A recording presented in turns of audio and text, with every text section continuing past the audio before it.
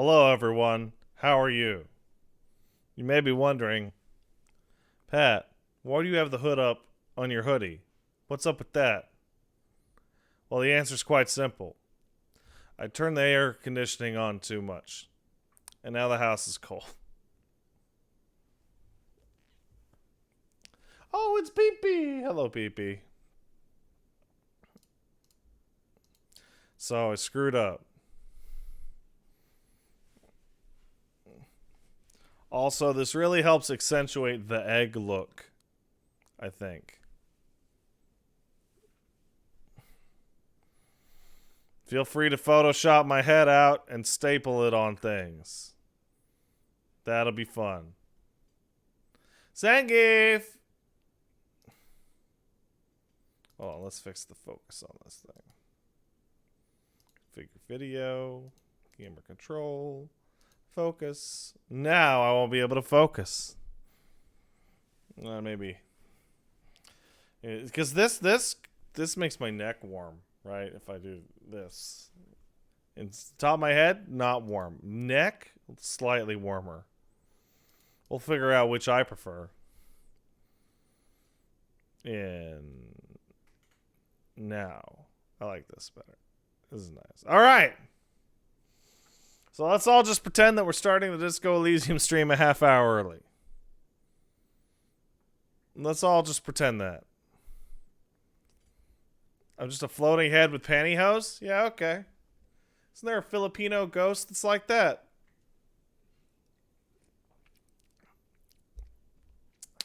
Which do you think is more likely for Dead by Daylight, Nemesis or G1 Birkin?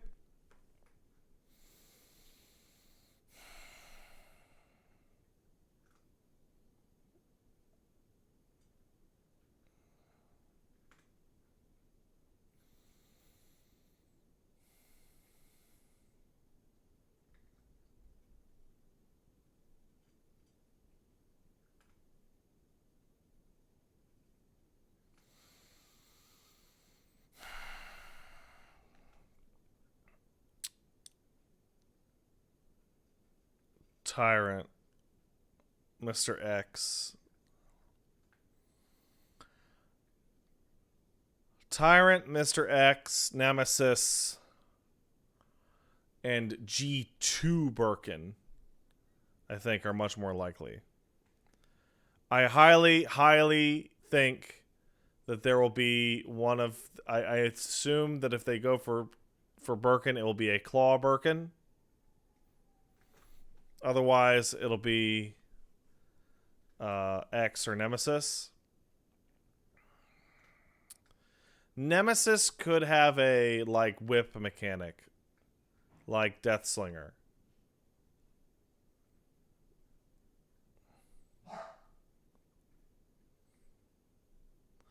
Zangief, come here, boy. Wesker, that'd be pretty funny. G2 Birkin's a little too thick for those doorways, isn't he? Not. They're all 8.5 feet, 9 feet tall. They're all enormous. Hello, my son. So who for Survivor? Leon can't be.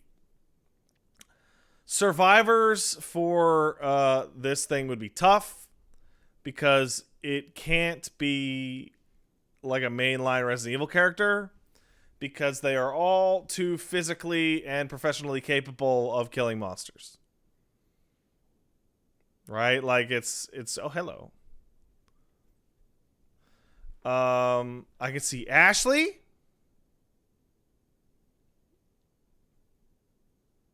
Wow, you are like glowing shiny kitty.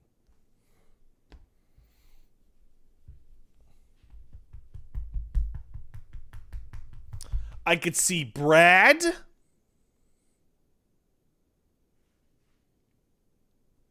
I could see teenage Sherry in between RE 2 and 6. Oh, who's a happy kitty when I spank on his bums?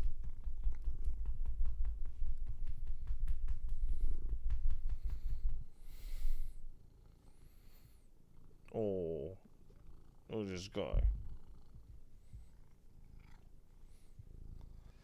Because if your PS5 is still getting hot enough that it causes a crack, it could be releasing toxins into the air. Yeah.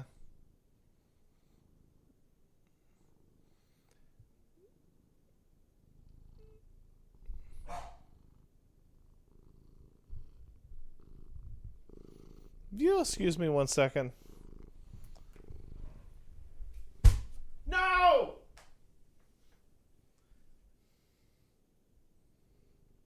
Elmo.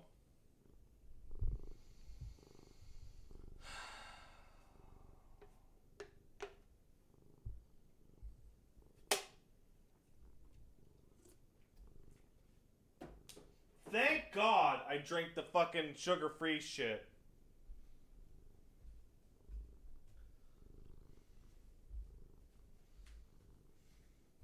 What do you want? What do you want?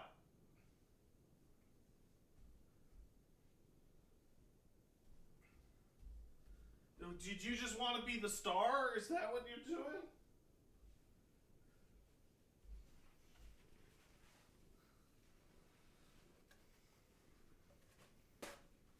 Yeah? Hey Elmo, guess what? Bonk. That's what you get for spilling my drink. Oh no. Oh, thank God I drink that sugar-free shit.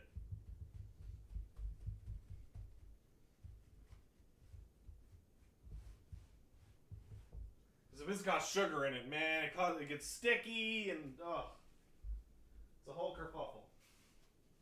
Hey Elmo, hey, what's up? Hey, ooh. Oh, he loves it.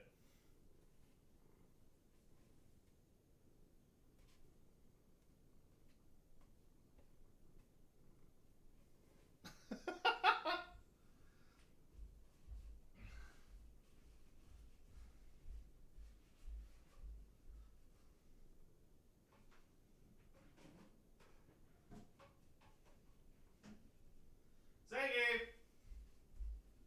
You want your doo-doo? Hey, come here. Come here. Come here. Come on.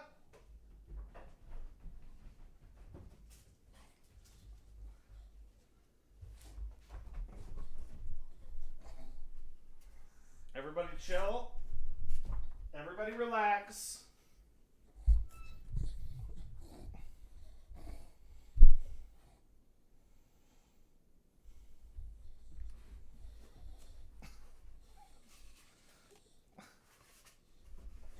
Zangief, you chill. Okay?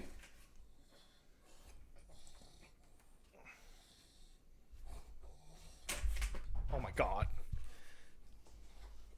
Come here. Ah!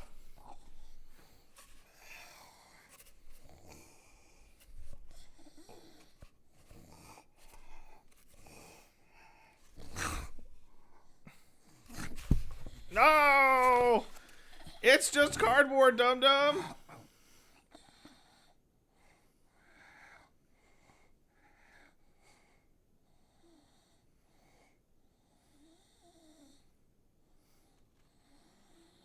No! No, you can't have this because you'll die. Because you'll eat this thing. I've seen it. I've seen you try and eat this whole thing. But no.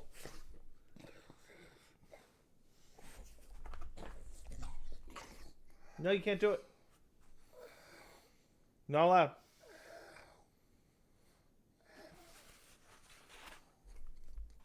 Okay.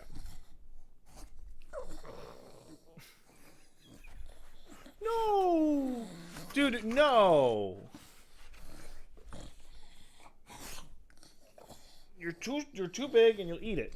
No! You will eat it. Now you get down. No, go. Come on. Here. You have this. Ooh, it's your other toy.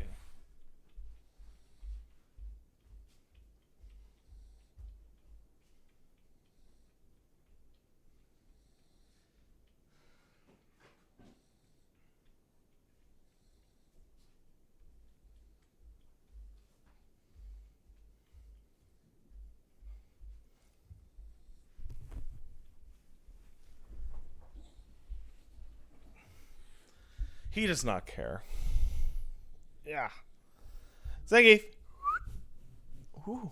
Look, it's your toy. Look.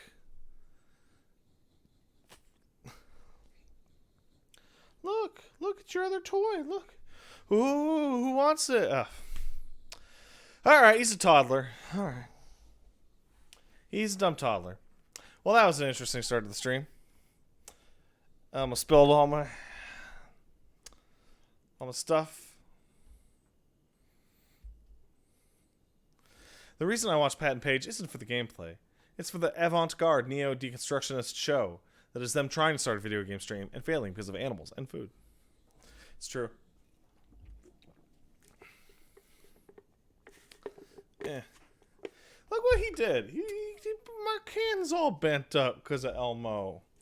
How am I going to ride with Norman Reedus now? Never ride with Norman Reedus. All right. Let's thank the peepo and disco some Elysium. Such as Bogmon kicked in 3 months. Thanks, Bogmon. Holy Deviant, sub for a year. Say, holy shit, a year. Thanks, Deviant. Zangy. What are you doing? Are you licking the monster out of the carpet? That's all I fucking need. Ronan Rorinth kicked in 51 months. Are you ready for the vampire MILF, Pat? Yeah, I guess. Not my thing. Zangy, hey! Get away from that.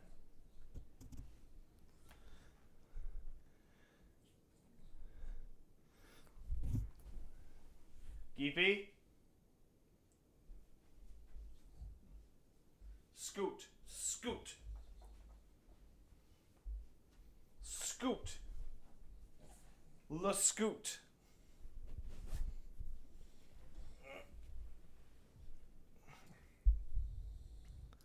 Bevy Rage kicked in 39 months. Thanks, Bevy.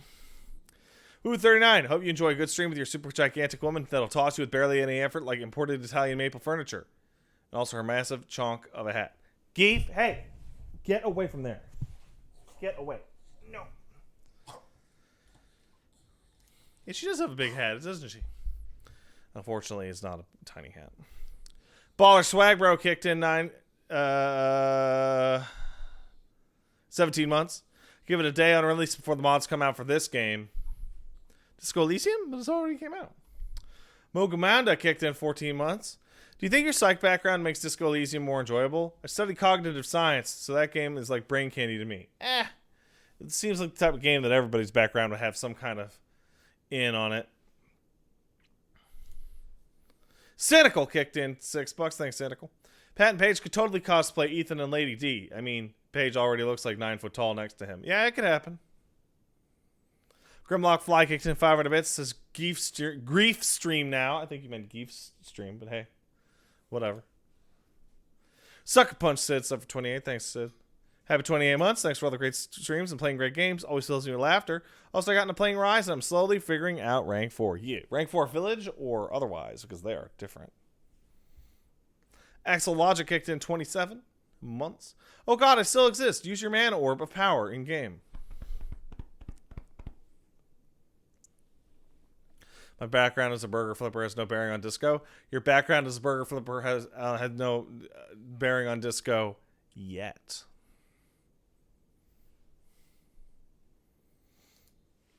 Holy Deviant kicked in 750. Thank you. Man, have you watched any of Woolie's DE stream? Oh god, what a mess. Like worse than usual for Hobocop. Really? That's fascinating. I'll watch the compilation that'll come out next year.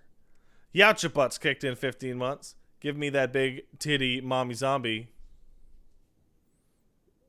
No. HQ Residential House kicked in 10 months. Hope you're doing well, Pat. Can't wait to see you stare at Resident Evil. You will see me stare at Resident Evil. It is true. That Latino guy stuff for 51. Thanks, Latino guy. Appreciate it. Delay kicked in 11 months. Thank you. Pepsi Boys kicked in 31. This sub is brought to you by Benjamin Gaming. What's Benjamin Gaming have to do with Pepsi?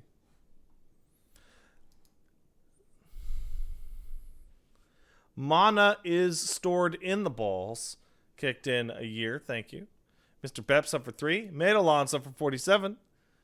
Yo, 1 month from 4 years of Pat staring at Not Fate. Bets on RE4 mate getting news? 0. That thing is far away. Trust me. I know that may not be like whatever, but I don't think you need to trust me to know in your heart that RE4 remake is far away. But also, dude, trust me. It's far away.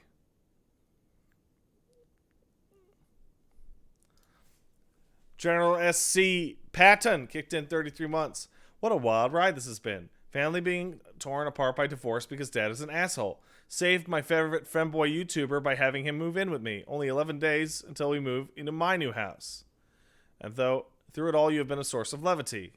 Those are a sequence of sentences I didn't expect to read today, but congratulations regardless. Oh, is he on... Elmo. Hey. Kitty. Kitty. Don't look at me like that, you troublemaker.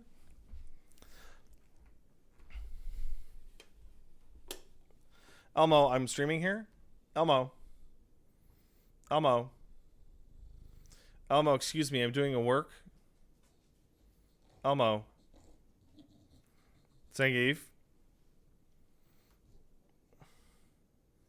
Hello. Hello. Hey. Oh my god, it's zooed up. Gene G Streams kicked in 25 months. My statics has gotten me to say pug unironically. Send help. Anyway, near raid is pretty good. You're little pog champs, am I right? Hey.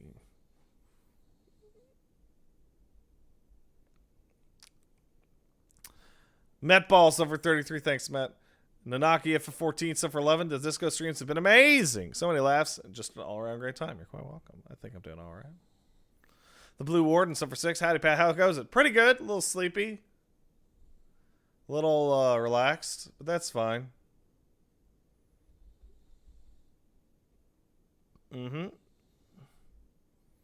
Osprey Works kicked in 16 months. Evening, Pat. Peach Golf for the last week or so. Have you had any wild shenanigans with your two sons? Hope everything is well. They've just been teaming up and getting into mischief. I haven't slept very well. Solid Punch sub, so the Juggernaut WZRD. Blue Wizard sub for a year. Can't wait to watch you play through this. Thanks for all the laughs and big congrats on the engagement. Yeah, thank you. Thank you. Spider-Man kicked in 28 months. Pat, with werewolves and vampires coming into Resident Evil, what are some weird-ass fantasy creatures you'd like to see the series add in next? Bio Ghosts? Been done.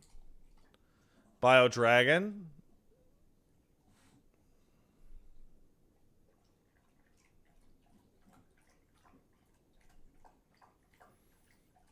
Kind of been done. Bio Double Mommy Milker, Sonic Unleashed. Incoming.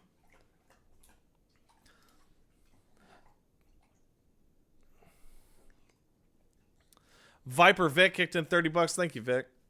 After seeing the joy the Geef has brought you in, Paige, I pushed my family to get a dog of our own, especially for the sake of my little brother who is on the spectrum. After some research, we found a Bernese mountain puppy we've named Bowie. Thank you. I had a Bernese mountain dog, and they are the sweetest, babiest of dogs. Like, you know how you pet a dog, and you're like, oh, dog is baby. Bernese mountain dogs are gigantic and outrageously timid. They is the biggest and babiest. And they're fluffy. Brushing them is a massive pain.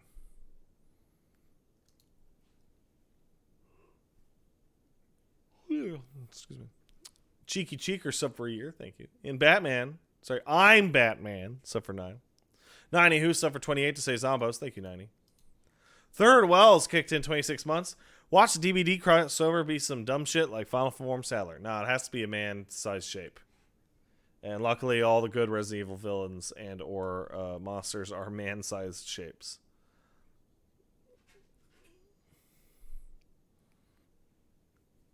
They need to be somewhere between 5.5 and 9 feet tall. You know, who's the tallest Dead by Daylight character?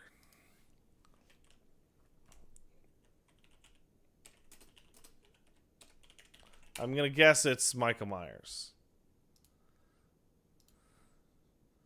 Maybe...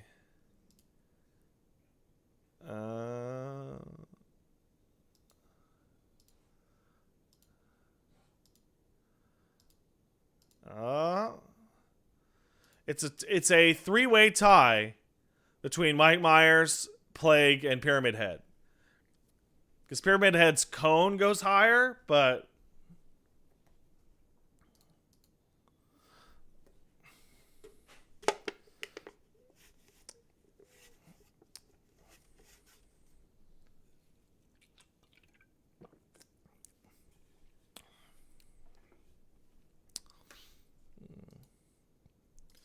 Gloom Tangerine kicked in 6 months. Thank you, Gloom. Hey, Pat, just want to say thanks for streaming. Been dealing with a status migraine for 3 weeks now. This is helping me distracted from the constant throb. Keep on keeping on. Thank you. I don't know what a status migraine is. Okay, Google. What is a status migraine? According to Healthline, status migrainosis. Migraines are severe headaches that cause throbbing pain, nausea, and sensitivity to light and sound. Status migrainosis is an especially severe and long-lasting form of migraine headache. Sucks. That sucks, bro. I've got a laser face kicked in 3 months. Thank you. So it's either Nemi or X in DVD, maybe Birkin. What would their killer power be? Also great streams. Nemesis would be a whip. It would function similar to Death Slingers, but with a twist. X would be...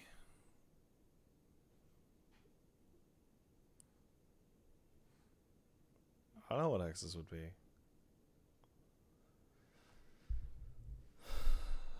Birkins would be a dash. Like a hillbilly style claw charge.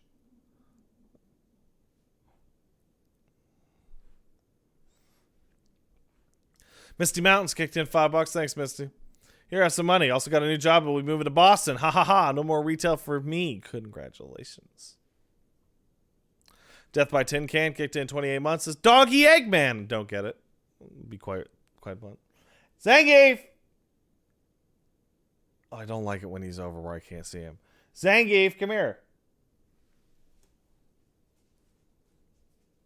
Thank you. Benja Curb kicked in 2 months. Say moo. Thank you. Lion Coon kicked in 39 months. Thank you. Woo, finally out of jail. Oh, that's right. You were in jail. Apologize for being a dumbass and promise never to do anything like that again. As a token of my gratitude, I offer a bit of advice for disco. When shit hits the fan, make sure your tie is on. Yeah, I keep the tie on. Danica Nad kicked in $20. Thanks, Danica. Here's some money. Glad to be able to play Disco Elysium. Probably one of my favorite games ever played. Who is your favorite character in that game? So far, Kim and Kuno are in a vicious tie. Just a, like... Oh, man.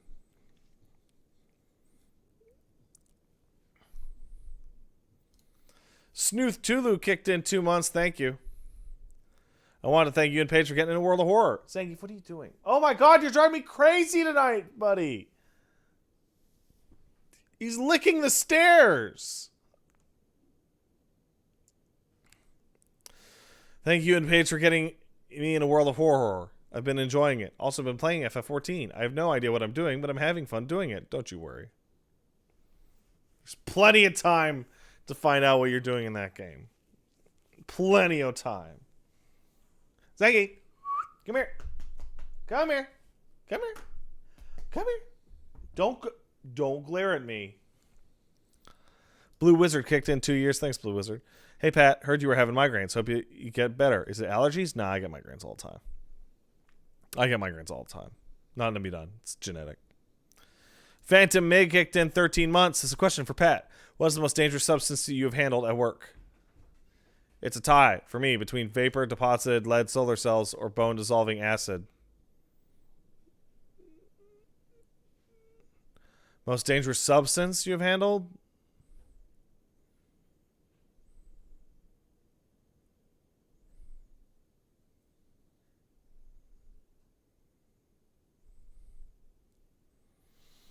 What was it? It was...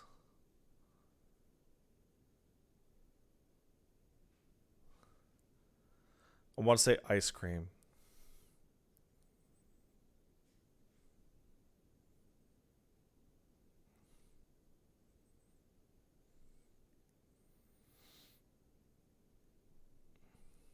Go on. The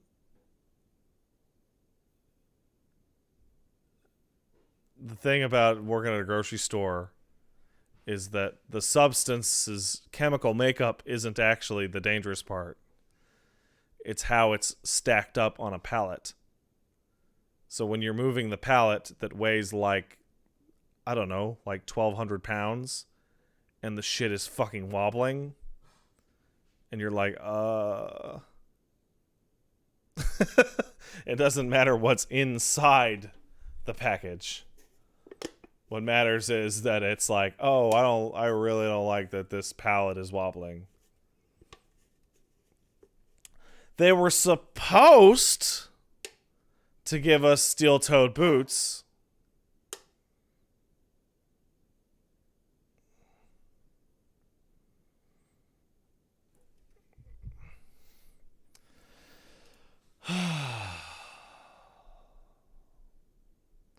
Arcanum kicked in 25 months. Woo. Big RE and DBD, big hype. Someone in Discord was arguing that they should make the killer one of the masterminds from Resistance. And I had no words for how dumb that idea was. Wow, that is quite terrible. It's a very big stupid. Ramiel the 5th kicked in 5 months to say woo. Woo. Varlinator sub for 22. Says, yeah, 22 months or whatever. Congrats on the engagement. Resident Evil 8 looks incredible, and I predict Lady D and Chris and Claire for DBD. Fingers crossed.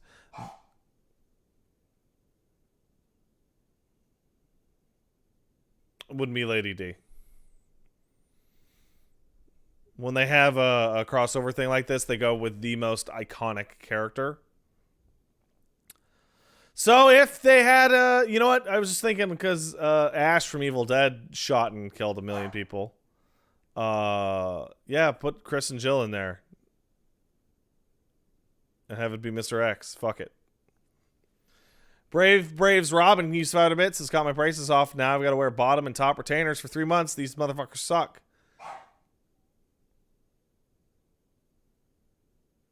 Anyway, here's some more tall goth bitty lady. Yeah, retainer's not great. It gets really gross too. You got to make sure to wash it with vinegar. Or what else can you use? Can you use baking? No, you got to use vinegar or acetic acid, as it's known. Get all that mouth goo off of it. And Necros4442 gifted 5 subs. Thank you, Necros4442. All right, thank you. I'm going to start Disco Elysium in just a minute, but apparently I need to take the dog out again. Because he's losing his fucking shit. So I will be right back. Very big apologies, guys. But I don't want dog pee on my floor. All right, so I'll be back. See you soon.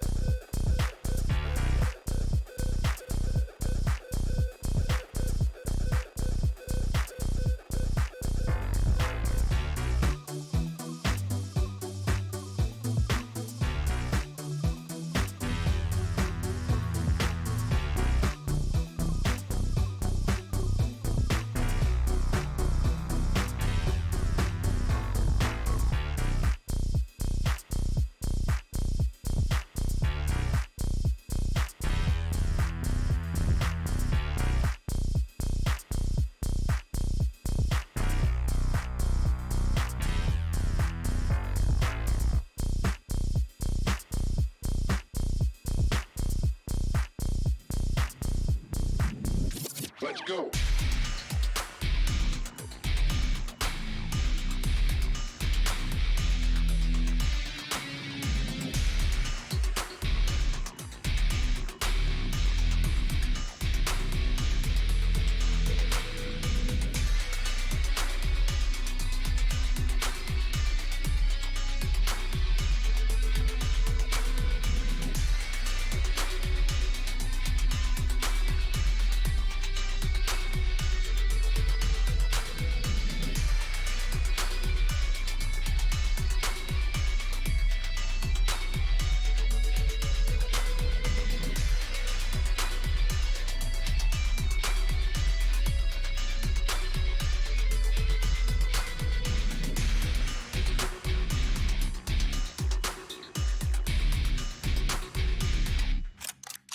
Reload.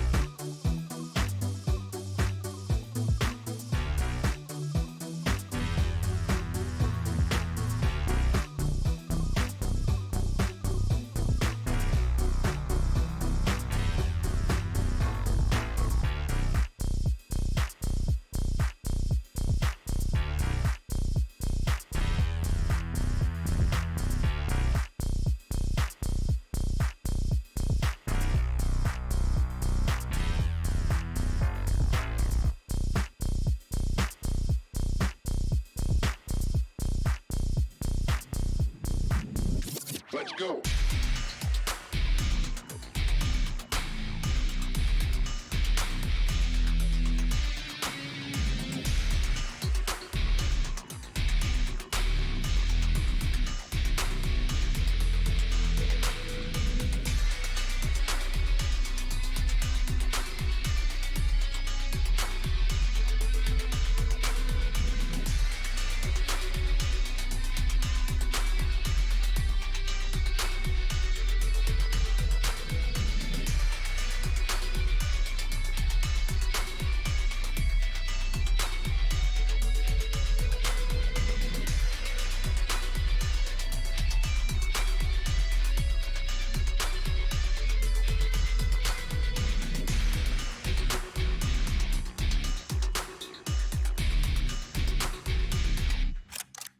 Reload.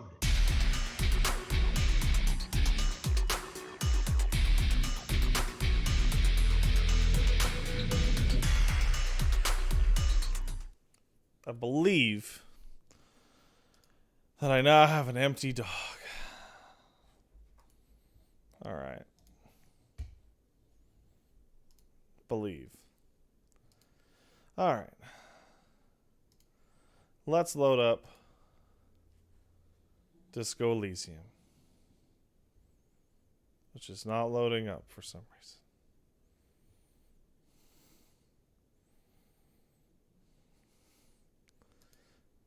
Please launch the game, please.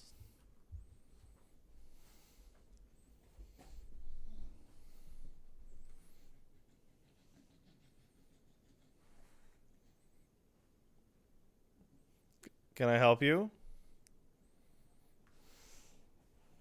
Can I help you? Can you not do that, please? Can you not do that, please?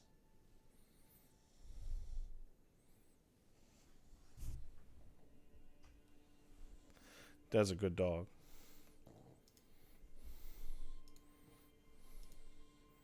Huzzah! Wait a second. That's not correct. Wait, what are you... Wait, what are you doing? Hey, what are you doing? What are you doing? What are you doing? What are you doing?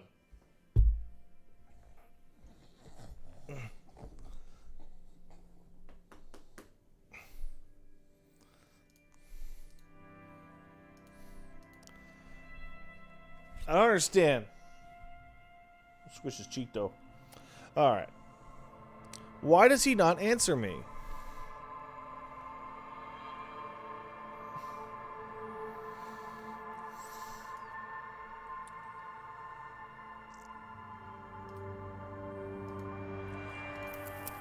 Alright.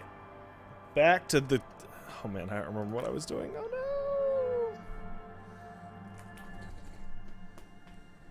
Oh no!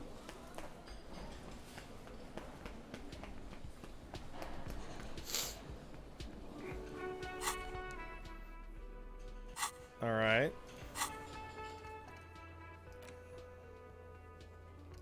Right, I was investigating the apartment buildings.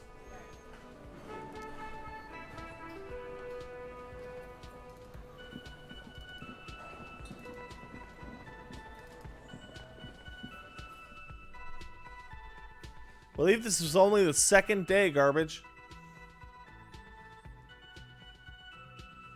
I forgot to activate the Twitch thing. You're right, thank you. Thank you for reminding me. I'll be right back after I activate the Twitch integration. After I go to Creator Dashboard. Extensions. My extensions. Disco Elysium. Give me that dank secret. Thank you.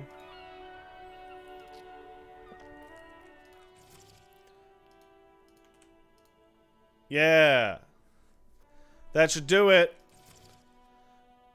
Are you guys connected to my Twitch integrations?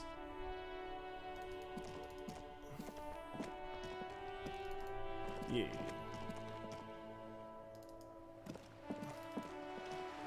All right. Oh, there's new stuff in Kim's car, huh? Hold on, I gotta punch this dog in the butt.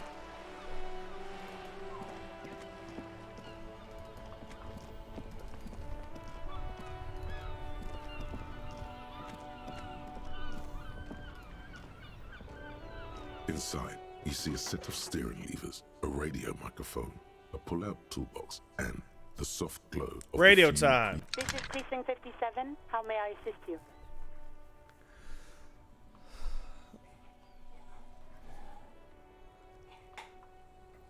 Hey, could you reconnect me to the 41st? Right. Please hold. 10-4, come in. Firework, over. You know what? Never mind. Roger that. 10-10, over and out. This is Precinct 57. How may I assist Hit me you? with the Lazarus. It will take just a moment. Her voices. Gottlieb, what you get yourself into this time? No thanks. Anything else I can help you with, officer? Did you run a serial number on a pair of armored boots? Sure, officer. What's the number? And the This make of the number. arm. Got it. I'll contact the ICP database immediately. Call back tomorrow. Hopefully they'll have dug up something useful by then. The International Collaboration Police, ICP, is an inter-Isolari law enforcement service, the crown jewel in the moral intern diadem, alongside EPIS and the coalition government. All right, thank you. 57, over and out. In the cabin, you see a set of steering. All right.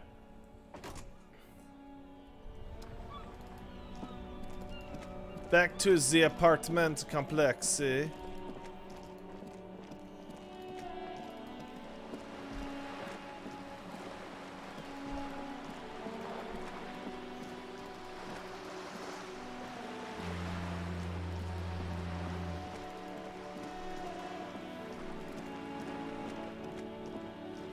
I wonder if... Wait, aren't I learning something to do with conceptualization? I'm learning Coco del Mamadakwa, the indirect modes of taxation, and Je m'ai vu, which is a conceptualization bonus. We must now go upstairs.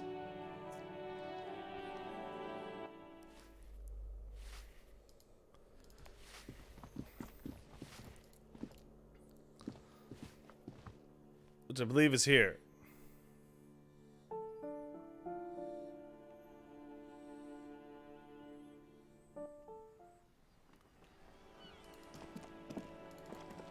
Hey, Cindy. We're exploring.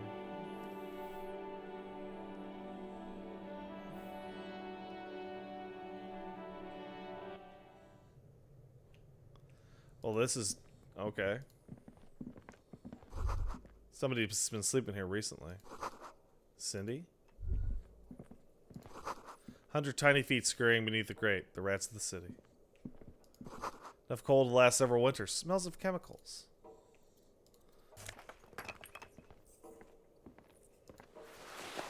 Pour l'homme laboureur. So what pants would I switch at? Oh, my pants are already electrochemistry. Yeah, let's trade savoir-faire for a reaction speed. Yeah.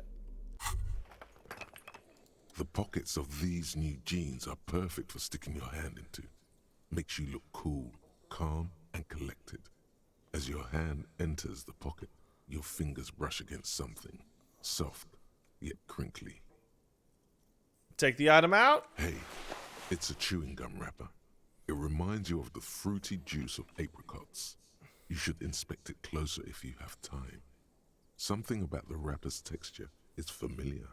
By the way, the raw materials were most likely exported from Seaguy, the apricot suzerainty, and processed in sur-le-clay into the apricot-flavored chewing gum loved by kids of today and yesterday. Something about it is familiar, and not only to your fingers. Thanks, Encyclopedia.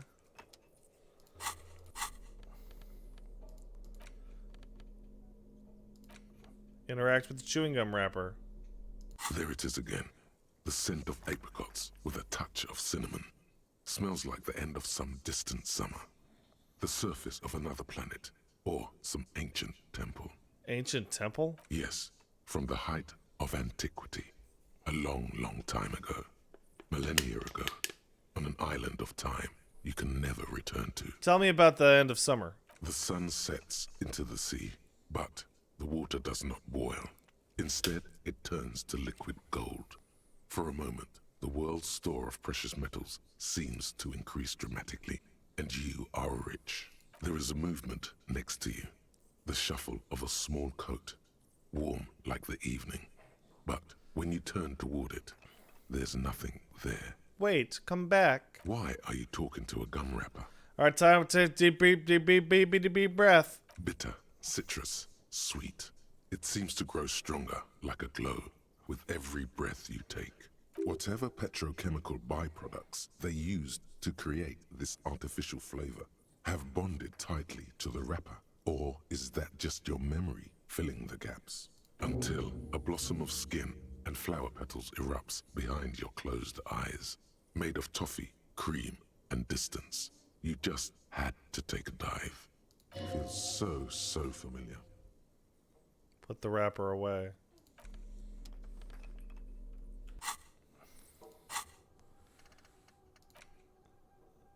Living in the past. Found a trace of an entity who's been stalking you across the plains. The Gloomstalker, the conglomeration, the shadowy organization behind your downfall. Possibly connected to the X something. Granted, it's impossible to determine its true identity. You can't remember where you first smelled its treachery. Yes, Use the Tutti Frutti gum wrapper. Reconstruct the day as you first breathe in her untrustworthy atoms.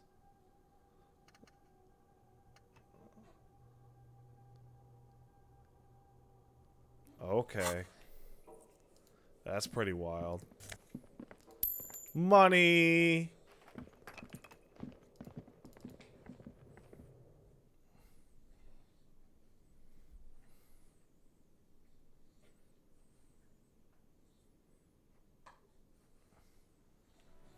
How do I get up to the second floor?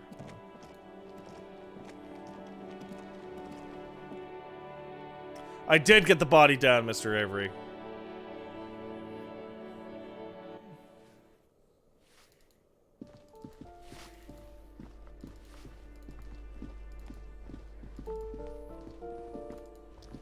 How do I get upstairs? Ah, that's how.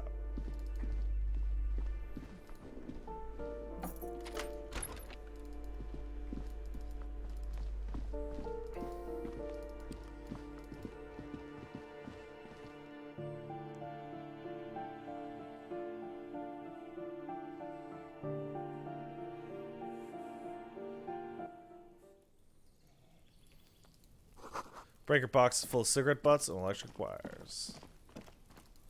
What do we got here? Money! Just a door. Nothing for you right now. Somebody's growing rosemary, thyme, and a cactus. This is the door to 29. Whoever lives here is not home. 30. Voices within, singing some buoyant dance track. This door is made of metal and appears to be reinforced. Someone here really values their security. Number 28. This is where the cleaning lady said the smoker on the balcony lives. Let's see if anyone's home. Time to on knock. the door. No one answers. Looks like the young man we are looking for isn't home. I think our best chance to catch him is in the evening. We should return tomorrow after we have finished with our day's work. How about 9 p.m.? Sound good? What do you mean? The smoker on the balcony. This is why we are here, right? He might know something about the murder. So tomorrow 9 p.m.? Suddenly, he's a little worried about your memory. Don't worry. It's mostly all still here. You can remember things. You got this. Sounds good. Tomorrow at 9 p.m. Tomorrow, 9 p.m., right here. Apartment number 28. Good, let's go. Damn. Turns out it's quite tricky finding someone in a big apartment building. Don't worry. You'll get him. Remember, tomorrow. He's probably gone for today. Got it. Thank you. Alright, let's go buy a book about cockatoos. Whoa! Damn it, there was a...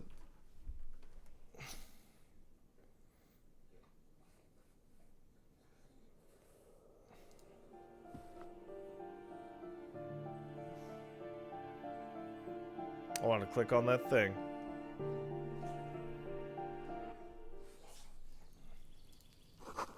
Curtain shift, just a little. Somebody's watching from within. How about the autopsy summation, dude? I got the bullet.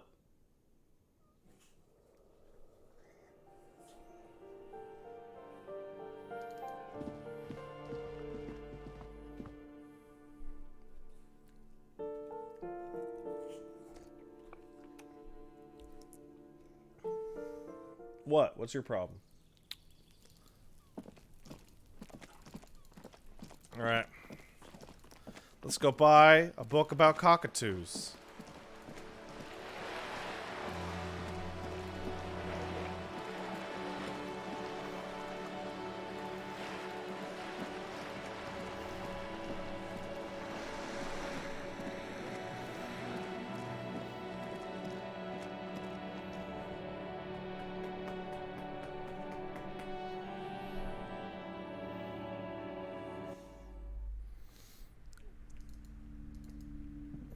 Well, I think it's up here.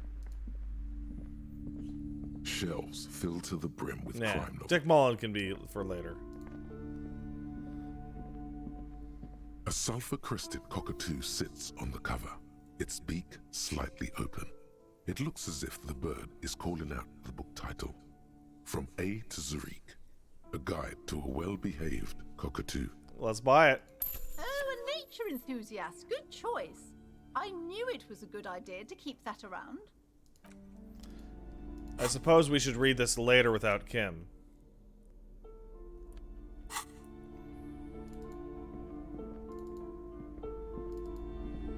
Wait, you can get the girl inside?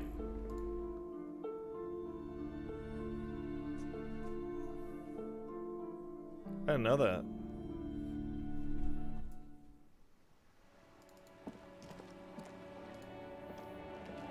Hello, Oh, sir. yeah, I failed the check. That's why.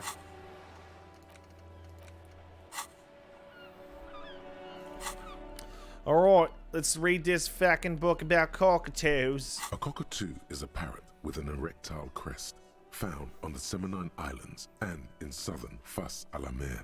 Known for their intelligence and general precociousness, cockatoos are popular birds in aviculture. However, they often exhibit various behavioral issues. One more. This book talks about the delicate nature of toos, as well as introducing some of the most popular species among the bird enthusiasts.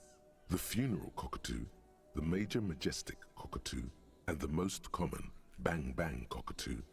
It's colorfully illustrated. What's wrong with these birds? Where to even begin? All cockatoos are known for their needy natures, requiring attention for at least 2 full hours a day. They love to talk and have been described as lovable clowns who just don't know how to wrap up. I could handle that. It would be nice to have somebody to talk to when you're feeling lonely. Pet owners also report moodiness, loudness, and hostility as recurring issues. Oh no, hostility. If left unsatisfied, cockatoos may scream non-stop, pluck their feathers, or become aggressive. Alright, that's pretty bad. Anything else? It is not recommended to get a cockatoo if you're not able to cook them food every day and give them the full care that they need. These birds will never understand that you have a life of your own. Yeah, but I'm sure there's something great about cockatoos. You're right. Cockatoos are magnificent creatures. They love to perform, cuddle, and show off, and will even scream for fun, often as loud as up to 135 decibels. What?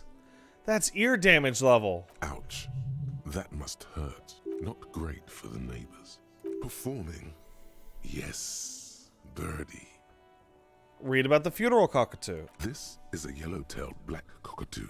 Its specific name, Psittacus venereus, relates to its dark and somber plumage. This bird looks as if dressed for a funeral, 24/7. There is something indisputably ominous about it. Ooh. What about the major majestic cockatoo? Perhaps the most impressive of all the species, the endangered major majestic cockatoo, is often described as the most flamboyant bird in the jungle. Its pink-colored wings and flowing crest embellishing its proud and bumptious nature. In the words of poet-explorer Sir James Fournier, few birds more enliven the monotonous hues of the verdant forest than this big, bold, and beautiful species. It must be glorious to behold, dark pink and snow white. What about the bang bang cockatoo? Despite its banging name, the bang bang cockatoo is actually the shyest of the species, common in almost all Seminoles forests, as well as zoos and homes all over the world.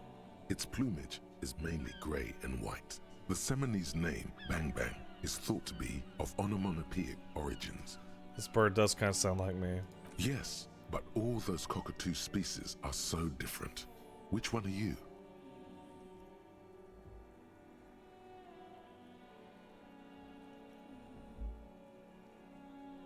What do you guys think?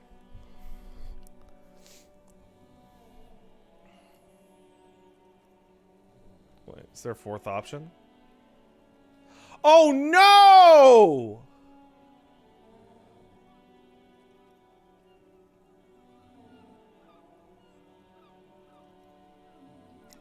But what if I'm just a fuck up a two? A fuck up and a cockatoo? You're right. You're a fuckatoo embodied. This sorry-ass bird belongs on your heraldry. It probably doesn't even have feathers and only screams.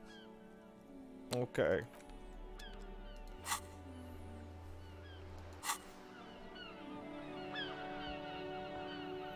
I'm a fuckatoo, alright.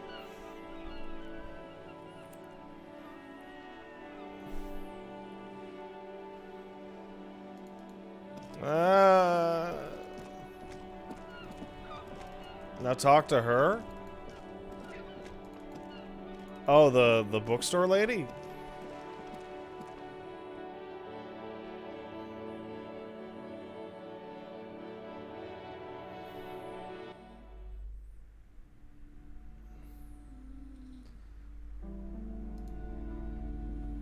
The working class? What?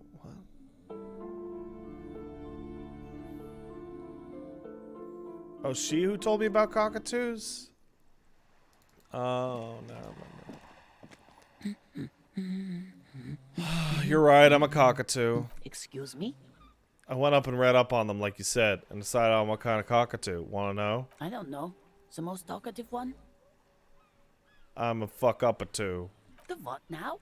The fuck-up-a-two. It's the one who always fucks up everything. No, you're not. Don't think that way. You're just a regular talkative cockatoo. And let's leave it at that, okay? Thank you. The woman before you nods and returns to her reading. I tried.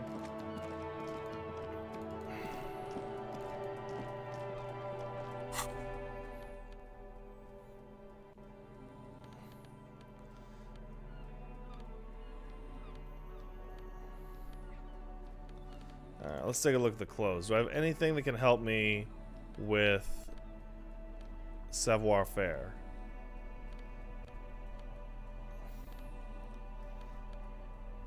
No. Alright, let's investigate these lorry drivers, shall we?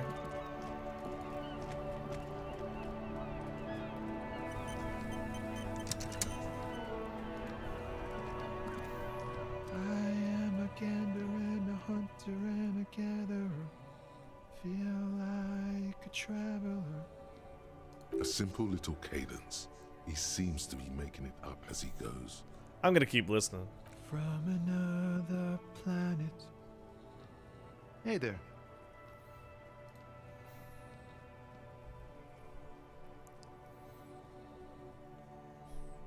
That's what I thought.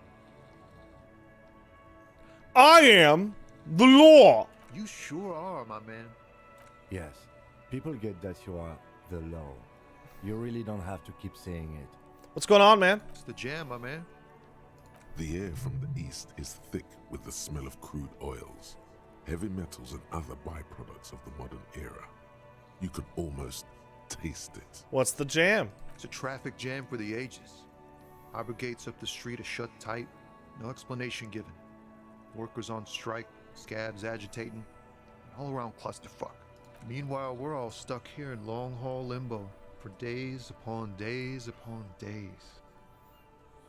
Upon days. How long you been here? Feels like forever. Like I was born on this here roundabout and this was all I ever knew. Just me and the metal and the tires, the oil and the fumes of mazout.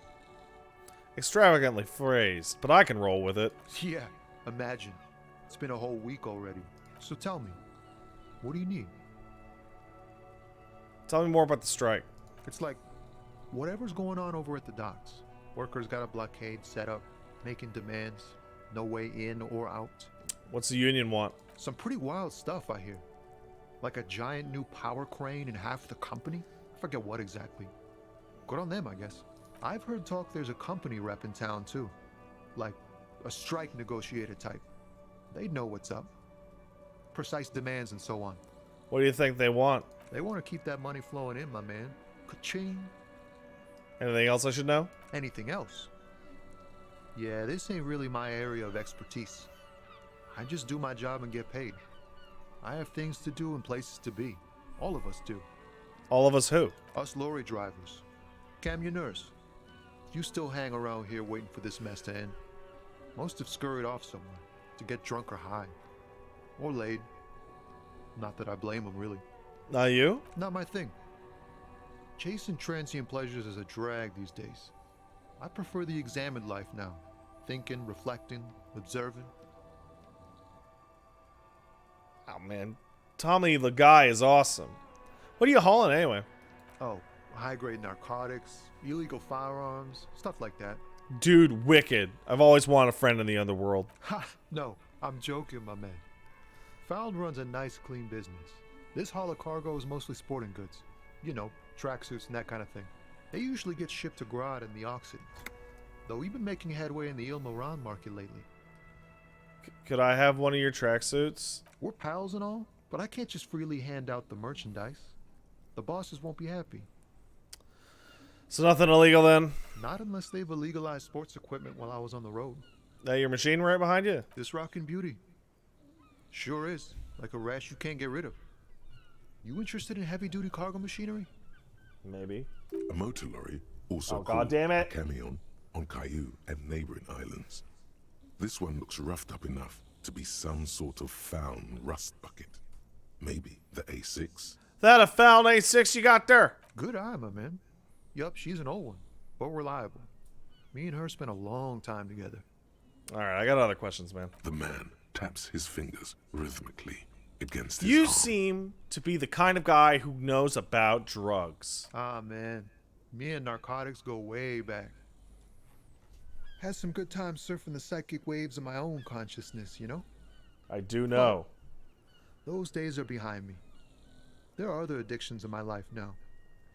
Why the inquiry, my man? I need to get fucking high. Hey, man, that's serious criminal talk. Are you trying to pull some sort of an entrapment thing on me? Entrapment is a practice whereby an officer of the law induces a person to commit a criminal offense that the person would have otherwise been unlikely to commit, usually through some trickery, persuasion, or fraud. What? No, of course not. What's your deal here? So much for subtlety. Better get straight to the point. Alright, I want to figure out who's smuggling the drugs, dude. We have a credible lead, sir. Someone on this roundabout is waiting for a bulk shipment from the harbor to load it on their lorry and drive it to Jamrock. Not me, man. No way. I don't need any trouble. Shit's bad enough anyway. This jam's got folks up in arms, and I'm afraid it's headed toward a conflagration. Who do you think could be doing the drugs then? Look, man, I try to stay away from the criminal underbelly of Revachol. I'm a guest here. You really need to find another man to probe with those questions. We wouldn't say he's lying, sire. Alright. Good talk, man. Good talk. Don't be a stranger. Good talk. Good chat. Excellent chat.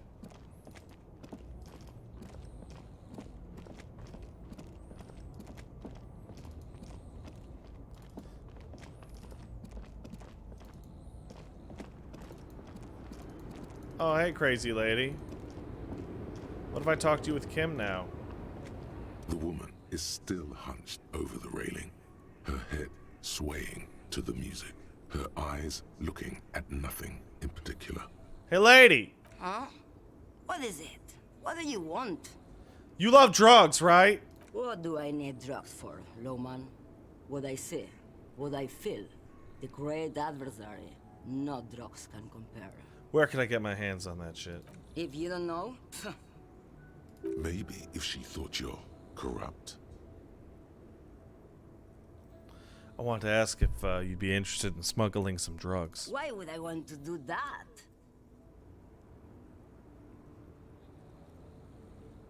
I don't know, for the fucking thrill of it? Lowman, what in the name of God are you talking about? Okay, let me put it this way. Are you smuggling drugs? Maybe. Probably not. Makes no difference to me either way. I mean, you said earlier you don't know what's in your lorry. Could it be drugs? Just this month, I made half a dozen trips from Saramiriza to Grad, on the U41A. What do you think they take from Saramiriza to Grad, Lowman? Drugs? No, Lowman, diamonds.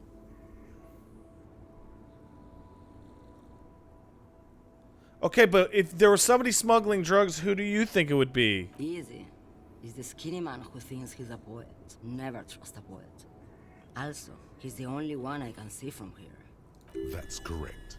There is no visibility of any of the others. Okay, but I didn't ask you about diamonds. I don't care about that shit. Diamonds are good for you, Lowman. You should try them sometime. Make yourself pretty like Eva de Zoras. Okay, if you're not involved with drug trafficking, then why are you still waiting here? Where do you want me to go? This isn't so bad. I can listen to music, or the seagulls. Look at all the colors and the futures of this world. It's a good palate cleanser, this jamboree. Or I can just relax and let my mind carry me back where it will, to the Great Plains. I think we're done here, no? Thanks, Kim. Goodbye. Indirect modes of taxation.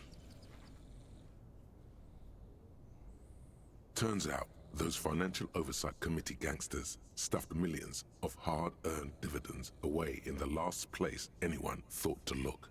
The hearts and minds of everyday Rivasholians.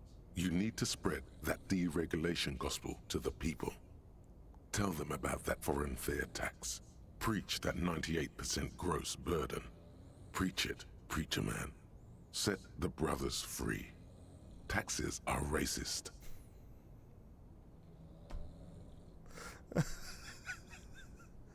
Oh no!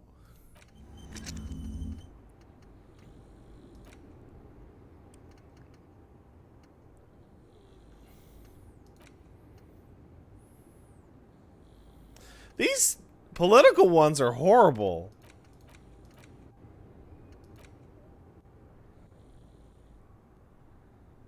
Like,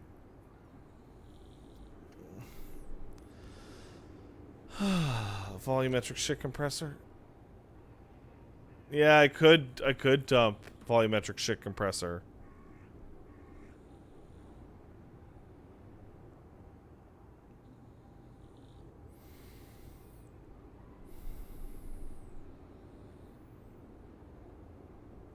Yeah, let's forget volumetric shit compressing. Learn about apricot chewing gum. And then we'll keep a skill point. That work for everybody? Because I don't need to volumetric.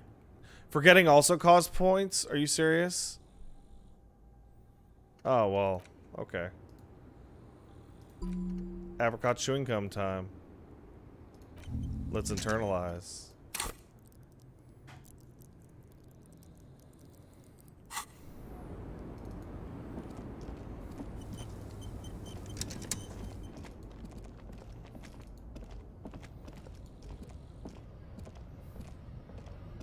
Oh, these aren't real people, I see.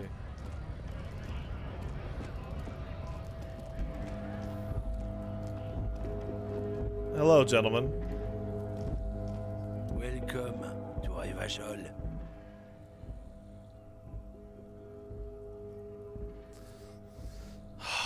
It's Wally's favorite character.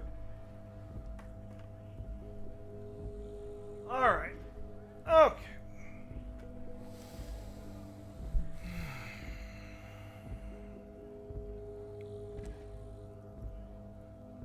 I didn't even notice.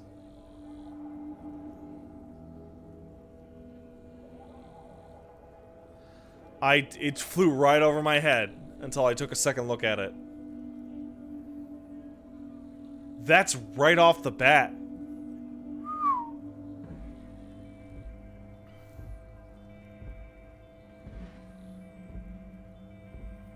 Why are you dressing my partner like that? Don't you welcome to Rivashol me. My grandfather came here from a 3,000-year-old racist isolationist culture, while your ancestors came to this island a mere 300 years ago. Every school of thought and government has failed in the city, but I love it nonetheless. It belongs to me as much as it belongs to you. You tell him, Kim. It's men like you who keep Rivashol divided, making it that much harder for everyone to climb out of this post-war limbo. Limbo? What do you mean, man? Oh, come on, man. I just said welcome to Rivashol. It's a lorry driver thing. No, it's not. I know exactly what you meant. You think my kind doesn't belong here? That I should watch myself and behave. But you see, I'm an officer of the RCN. It's actually my job to make sure you behave. I would advise you to remember that. This is so good. Silence. The air between them becomes tense. Oh, that's so intense. Your partner needs backup. Now's your moment to shine.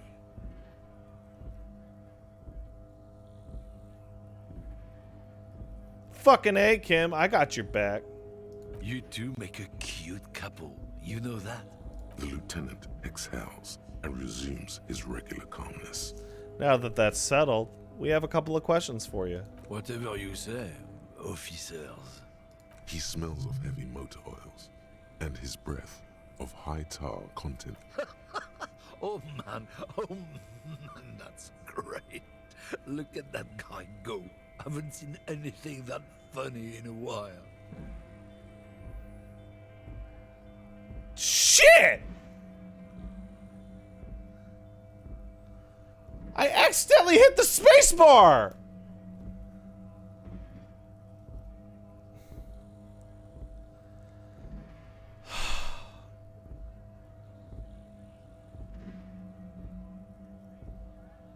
Is it yours? God damn. Thanks for that, but no, it's not mine. He doesn't live in Martinez. What are you hauling? Oh, not much anymore. I'm here to pick up some cargo, but the dock workers are on strike, so it's a sit and wait on your ass situation. What kind of cargo? Apples. Apples? Yeah, apples. I take it you had other questions? He's given you the runaround. Let's be honest, you were bested. You're a lorry man, right? Why do you love drugs? Drugs? They're shit, man. I don't let anything pollute my body. You smell of booze and cigarettes. What's the difference? You know where that shit comes from? Sarah Miriza, Safre, Ilmara. They take the money from our local junkies here and then use it to outcompete us in the manufacturing sector. That's right, guys! I wouldn't dare get high because I'm racist. That's a new one. That's genuinely a new one to me. They know they can't beat us in a fair fight, so they have to get us to weaken ourselves somehow. What's a new one to me? Racial sabotage. Racial economic sabotage.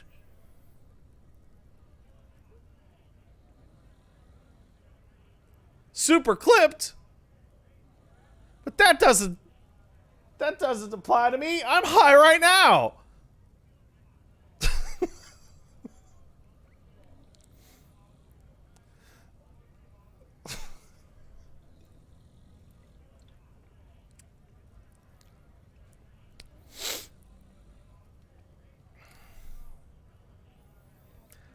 Listen, it's our responsibility to get the poison off the streets of Revachol, right? He eyes you warily, unsure how to respond. This goes on for about 2 seconds. Then... I don't know shit. And if I did, I wouldn't tell you. And what are you hanging around here for? Most of the others coming out have left. What do you think? I can't leave the lorry unguarded. Stuff's been getting looted lately. It's those little kips sneaking around at night. If they touch my stuff, the bosses will be on my ass like ass cancer. I did see a lorry with the trailer doors open on my way here. Do you know what happened? Yeah, I knew that guy. He was an honest driver who loved this country. We were having a good debate about genetics at the Wheeling in Rags when some kip boys smashed his lock and took damn near everything. Lost his fucking job over it. Since he left, I haven't had anyone to talk to. I wonder why that is. Drunk inside the Whirling in Rags, how could they know who broke into the lorry? If you were at the Whirling, how'd you know it was Kips who broke into your lorry? And we already know exactly what he's going to say. What? Aren't we allowed to say that he's a kips who do all the stealing around here? That's not road to science, man. It's not you, then who's running drugs? Isn't it obvious? Fucking Sealang. That beady-eyed South Samaran. His little side business is a scam. I wouldn't be surprised if he was peddling drugs as well. Wait, that guy? He's a lorry driver? Of course he's a lorry driver. What? He tell you he's just some simple businessman or some shit? He's selling his employer stuff after he broke the seals on his Humanox lorry. His tribe are natural liars. It's in their blood. He's your man, alright? 100%. I wouldn't be so sure about it. Not until we've heard what Sealang himself has to say. Guess we gotta pay him a visit. Guess so. Hey, what was that argument all about? It's about biological determinism, natural law, the sorting of the races. Not the most popular topic nowadays, with the coalition in charge, you know. You might want to change the topic. That is, bury your head under the sand like common sheep. Oh, so you're just a racist. That makes sense. I'm not just racist. Look, I've read books, huh? The science of racial theory has all been proved, even if some people don't want to accept it. How much do you guys know about the science of phrenology? Phrenology was an offshoot of psychotherapy invented back in the fucking 1700s that associated personality traits with skull shape. It was basically invented by Southern American slave owners to justify the domination of the black man as, see, the skull shape proves that they were supposed to be chattel because they're not smart enough to blah blah blah. It's obviously recently popularized in Django Unchained. There are still phrenologists that are publishing books. That shit got fucking thrown out like 150 years ago. And there are still active certified phrenologists publishing literature. There was a thing, I forget what it was 20 years ago. It was the scientists who put up this book about like measurable differences in academic performance and in American schools amongst children of different races, yada yada. And it was gaining a lot of popularity because it was saying things that people wanted to hear.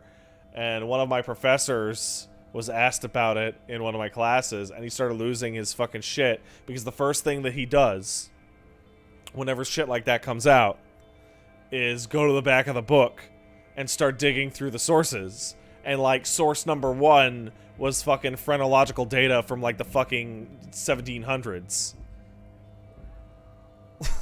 It's like, oh, toss this shit right in the trash.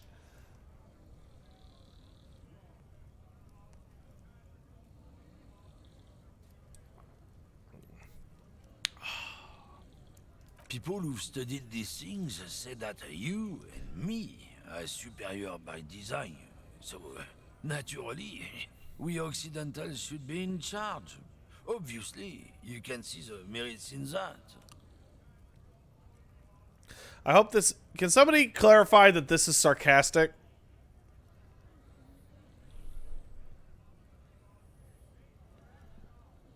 It is? Okay. Because I don't want it to say it legitimately. It's like, yeah, I can really tell you're a prime example of superior design. Open your eyes. Haven't you noticed something different lately? An unfortunate downturn, maybe? Huh? When members of the superior race cease to believe in their innate superiority, they stop competing for resources. And? This concerns you, policeman, so you better be vigilant. The damn kips are showing up good lately. Same with the mosquitoes. And the other intruder species too. They're on the precipice of cultural victory. Cultural victory? What is this then? What's this cultural victory, buddy? It's what the kips of Boogie Street are going for, right under our noses. And the others too, on the radio. Heard any chansons lately? Heard any motetos or leader? No. Dominating culture is how they plan to win. They say so themselves. Uh-huh. It's true. Also, you need to realize the dangers of mixing races. Who knows what might happen if people don't stay in their birthplace? You might end up with a new sub-race, with unknown characteristics, leading to extra competition. That's why you've got to control the offspring. Oh, not just racism and anti-race mixing. Eugenics. Yeah, I'm not down with this. How about you go fuck yourself? Don't push your luck, runt.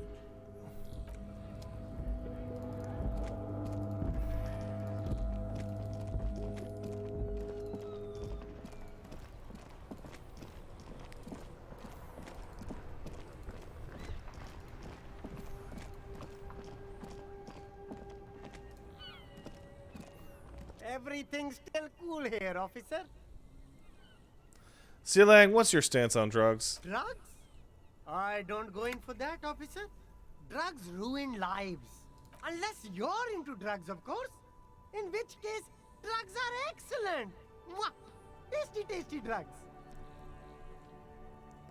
I fucking love this guy! I don't know if you saw the stream in which I talked to Silang last time. This dude's the best! I am super into drugs. That's very cool. A lot of the coolest detectives do drugs. Sadly, I don't have any drugs on sale. Or at my home, or on my person.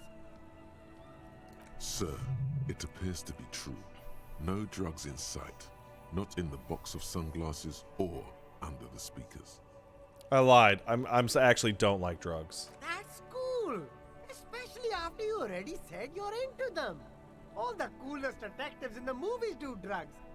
And are very conflicted about it. Still, no drugs here.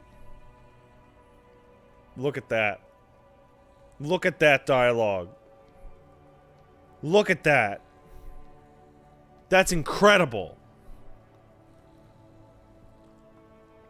We're looking for a lorry driver transporting drugs off the harbor. He's probably in the traffic jam. That's even cooler. You investigating that and all. But, I am not a lorry driver. I'm just a street vendor. I don't know anything about that. A blatant lie, sire. Yet he tells it with such conviction. We'd believe him if we didn't know better. But you are a lorryman. Another driver has identified you and your lorry. Who said that? It's the fat racist, right? I bet it's him. He has an agenda against me because I'm an immigrant who works harder than he does. He's a hater. All right, Silang. He is a hater. This is confirmed. So you admit you're a lorry driver? No, I just said I work harder and he's an asshole. I'm... Okay, maybe I'm a lorry driver too. A little. But that's not the most important thing about me. That's my day job. This is my dream. So you were embarrassed to tell me? No, I just forgot. It's such a small part of my life. It's in the rear view mirror now. I'm climbing out of that hole with ingenuity. Silang, just tell, what the fuck do you know about the drugs at the harbor? Nothing. I told you. I'm not a dumb guy. I don't get involved with that crowd. What crowd is... What crowd? I'm so glad! Yes! That makes me feel very smart. Crowd. You know, the drug crowd.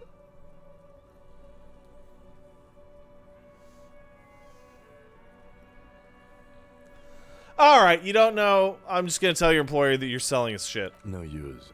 He's not telling us. He's too afraid. We need to take him to my station and ask him there. After we've called his boss. Okay, look. There's bad people doing bad things here. That's all I know. Please don't get me into this mess. I spent 15 years Working my way up. Here we go. There's a tiny bit of truth on the table. Zoom in on it. You don't want us to get into this mess. You have to give us a reason to move on, Silang. It's a she, okay? The other drivers call her the lady driver. You're better off staying away from her. The way they talk about her, she's no lady. You talking about the pale driver? Dazed out, strange? I don't know. Maybe. If she is, I haven't gone near her. I don't get involved. I told you. It could be. She was strange. Who are these other drivers, dude? All of them. I don't know. I told you all I know. Are we cool now? I really want us to be cool now. Who exactly is talking about this lady driver of yours? The racist or the other one with the tattoos? All of them. Even the ones who've left. I don't hang out with them. I don't remember who has tattoos. Alright, Silang, we're cool now. All right. I scored. Let's cap this off with a purchase. You can walk away from here with funky sunglasses, detectives. Both of you. You deserve it.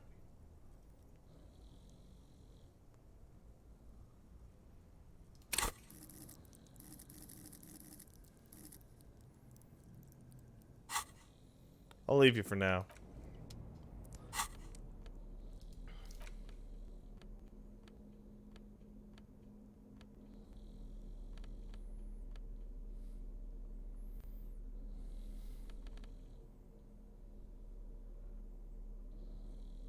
One of my thoughts is causing -1 rhetoric. Is it my hat? It is my hat. Everything's still cool here, officer. Hey guys! Can you juice my intellect for a second?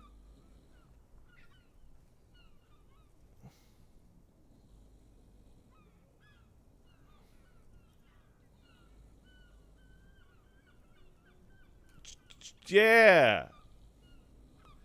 Juice that intellect. Yeah! Start with a little compliment, then work your way up from there. This is about business, remember. Hey, you seem like a really successful entrepreneur. Would you like to support a member of the local police force? Oh, okay. But why, officer? After all this mess, the broken seals, lying to you, come on. Think of it as an investment. An investment? What kind of investment?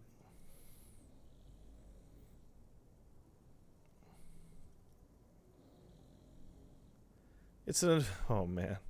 Number 1's probably the one I'm...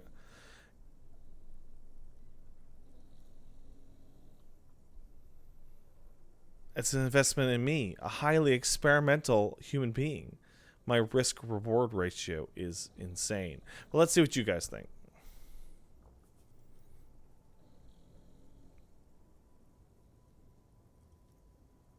Yeah, that's what I thought. I guess it can't be any riskier than speculating in exotic derivatives. How much are we talking about here? 10 real. 10 real is a bargain for that kind of investment. You got it, my man. I'll leave it to you for now. Fuck yeah!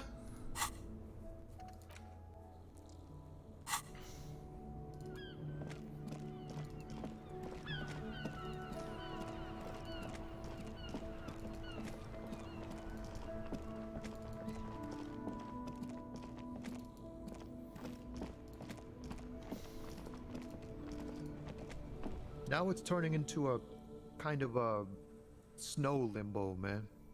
What's on your mind? Care to spare some change for working stiff? Huh? Oh. No, I ain't got any money. They don't want to pay for unfinished work. They're who? The bosses, man.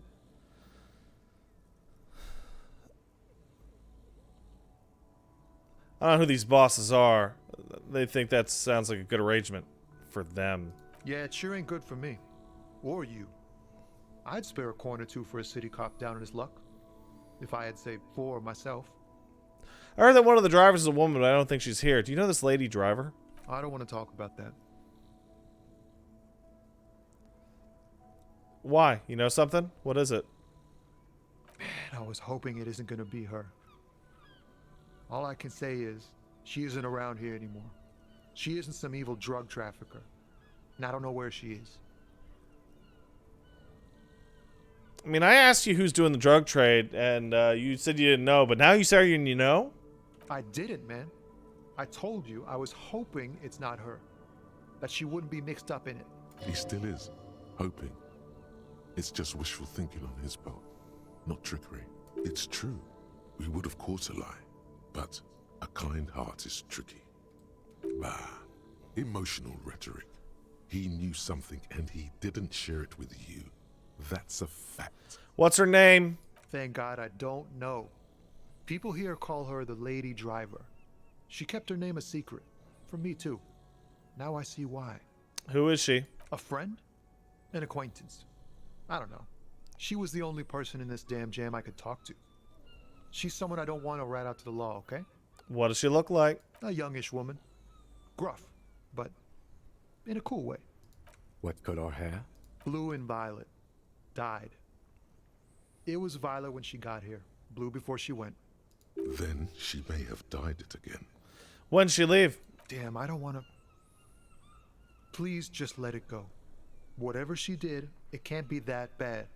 She's not a bad person. I know that much. We can't just let it go. It's part of a police investigation. That's how it always is with you, isn't it? All part of the investigation. The girl's troubled. If you hunt her down, she may not survive it. I can't have that on my conscience. It won't come to that. We won't pursue her on this. This is information only. I don't believe you. Since she's troubled, how? She's got the darkness in her. That young person's darkness when you think it's all over. And you're looking for a way out. She shared this with you? Yes. Which is why I don't want to snitch on her.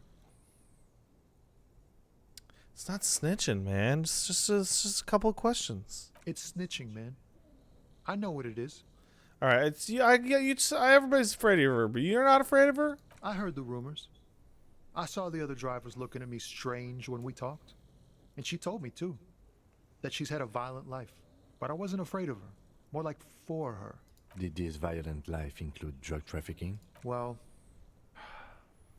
it looks like it did now. But we didn't talk about that. We talked about life, you know?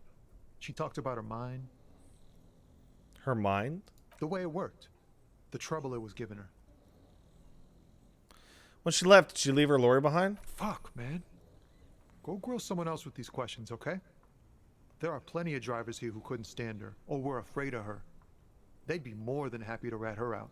The grey-haired woman. Maybe she knows something. Wait, this guy says they're friends.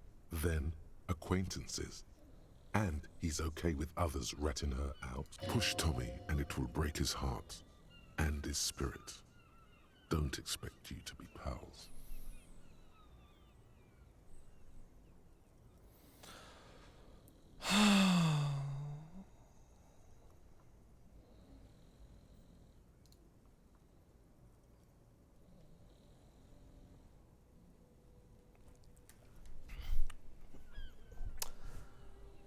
Let's find another way. Thank you, friend. Wow, this makes me feel like I should pick up smoking again. Would help with my rhymes, too. That's all for now, Tommy. Jamais vu. Derealization. Jamais vu. The opposite of déjà vu. Not already seen, but never seen. Everything that should be familiar appears strange and new, like some half-forgotten day in your childhood. Only now. That's the feeling you've been having. And for who knows how long. You should go and ask Joyce Messier about this. What world are we in? This is a fundamental question. Jamais vu is a real thing, yeah. Huh.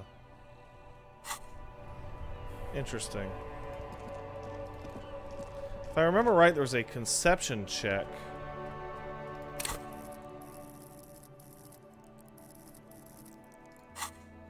Jamais vu probably gave me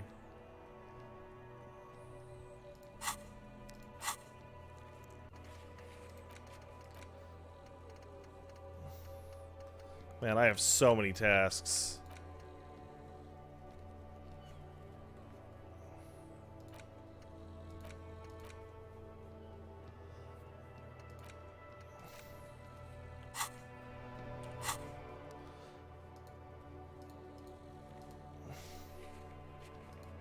Sleeping dock worker's gone.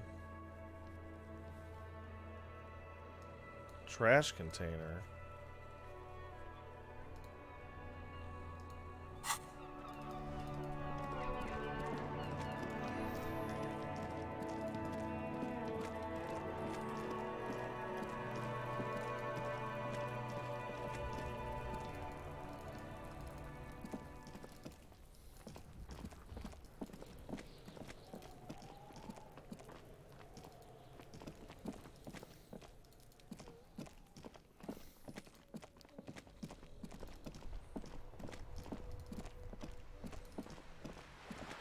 Oh wait, can I talk to you? The lights are so pretty when it gets dark.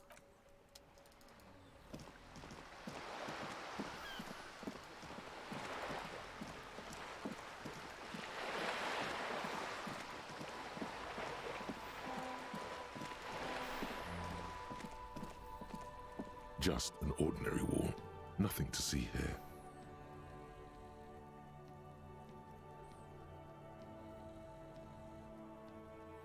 Wow.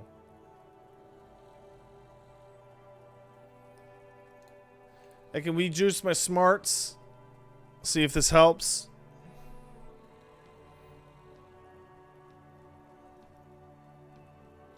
So that's a hell of a check, god damn.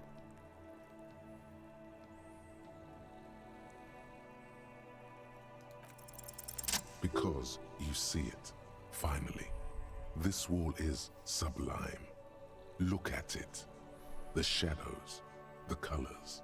Let the conceptual joy flow in your pupils and blossom into the thoughts in your brain. All the other walls on all the other houses must make a pilgrimage in adoration of this, the uncontested pinnacle of wallcraft, color peeled from the very face of God. More! Oh, wall father. Kim, I must paint this wall! I must add beauty to it! Huh? He sounds tired of it all. Cindy the Skull has all the necessary materials. Talk to her. Kim, first of all, I know you're tired, Kim, but take a look at this wall. Draw nourishment from its beauty. Mm-hmm. Sure. Alright, we gotta talk to Cindy, get some materials. If you must.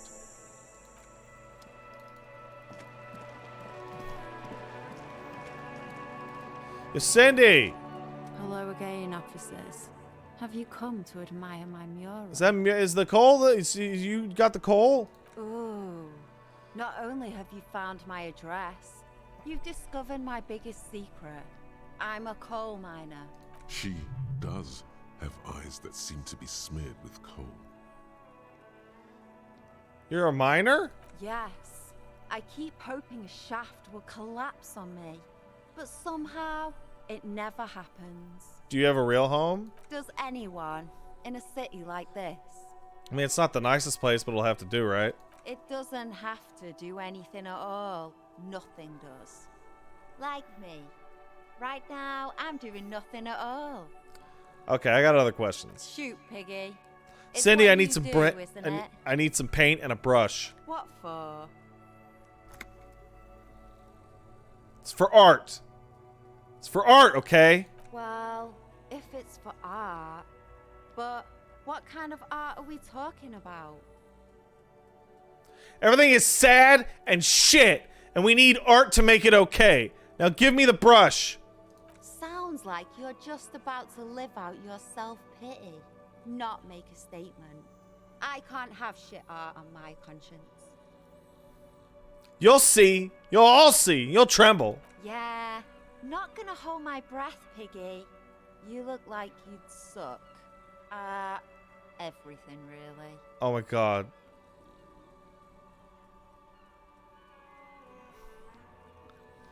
And it's red. All right.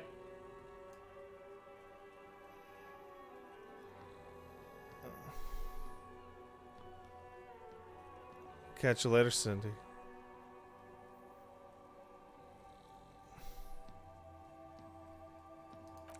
Let's see if we can just steal her art supplies.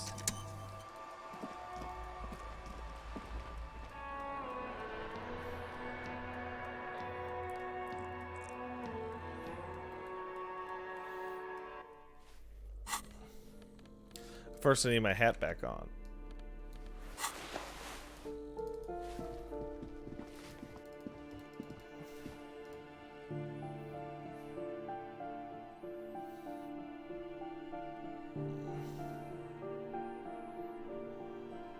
I've tried to save scum as little as possible. Hello again, officer.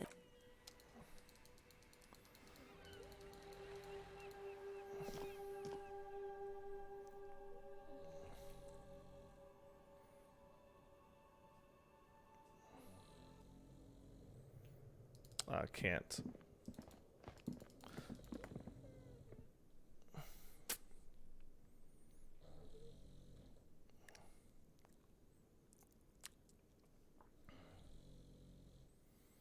Alright, fuck it. Let's do it. Hello again, officers. We're going to explain our artistic interpretation.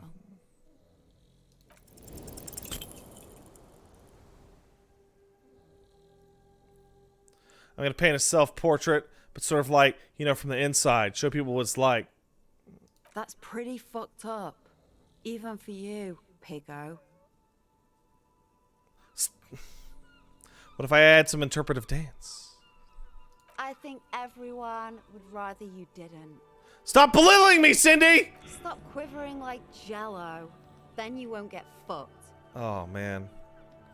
Okay, I won't do that. Just please give me some paint and a brush. I need to do art, please. You're a real sad sack. You know that? Go ahead then. Art it up. Just try not to hurt yourself. And no self-portraits.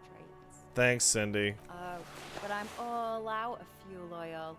You know what you should be able to find in your government-issued vehicle? Red-dyed heavy fuel oil. Can't I just use paint? Are you kidding me? Fuel oil is so much cooler. No way you're disfiguring that beautiful wall with something as pedestrian as ordinary paint. Kim, my friend, would you be willing to sacrifice some of your fuel oil for art? My fuel oil is for my kinema. Use your own fuel if you are unable to contain your artistic impulses, but please, leave my kinema out of it. Catch you later, Cindy.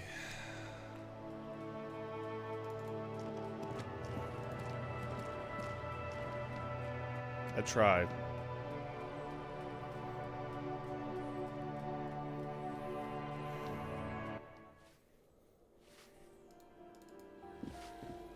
I have so many open quests right now, or tasks rather. It's fucking wild. Like I haven't even seen a fucking reel for music.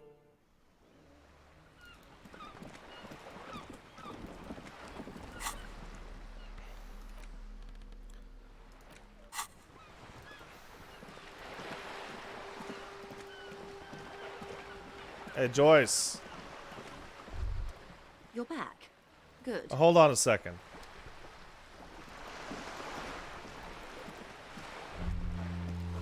Shadows on the water. Green plants under the calm surface.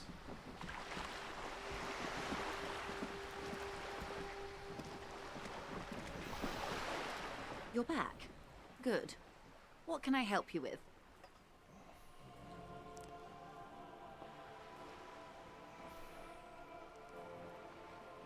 Wait, which one is the...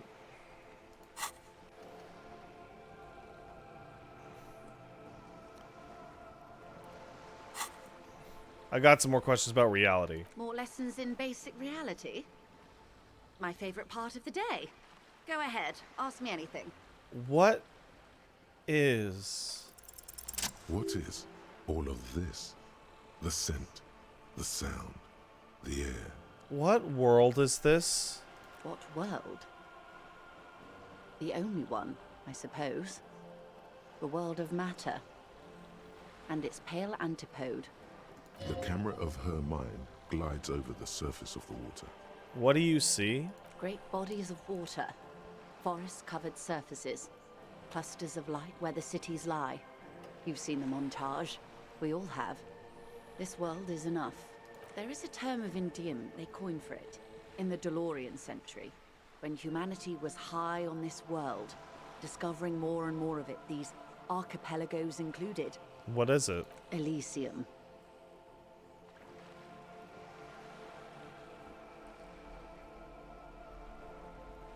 The world does need a term of endearment. It does. There are those who would call it hell. What about hell? A term of hatred that originates, like many such things, with the petro-fascists. I don't feel like I have a whole picture yet. Oh, you want a picture of the world? There is no complete set yet, dear. They're having some trouble reaching orbit. How come? Great things are difficult to achieve. For now, we're viewing the world from the inside, sideways.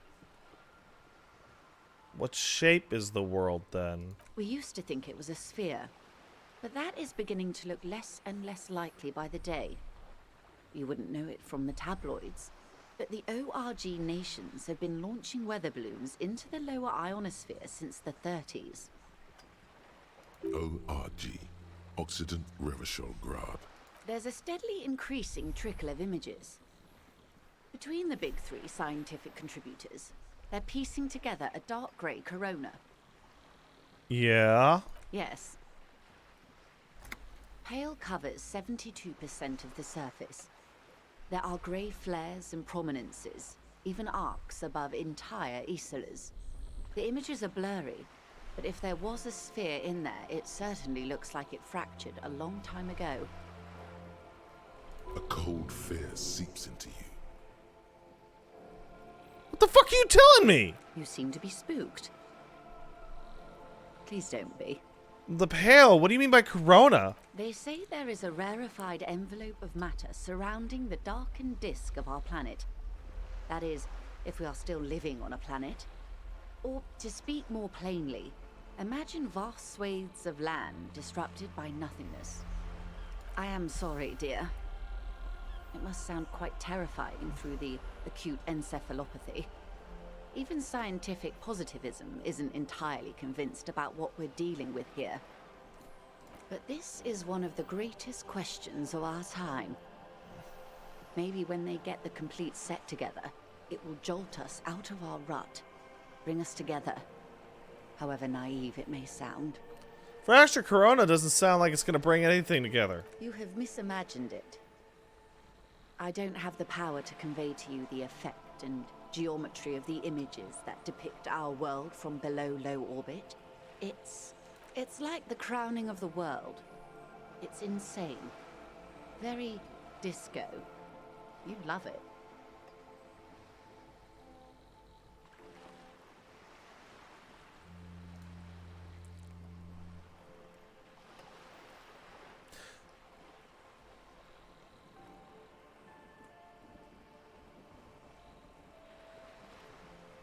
Well, if you say it's disco. See?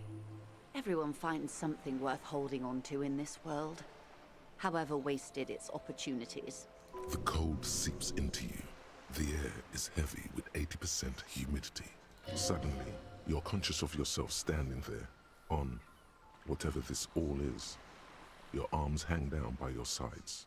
The lieutenant observes you both, silently. He adjusts his glasses. What is the pale? The pale is not, technically speaking, part of reality. Yes. Also, I think we've had enough excitement for today. We do have a case to attend to. Of course, Lieutenant. Let's try something else.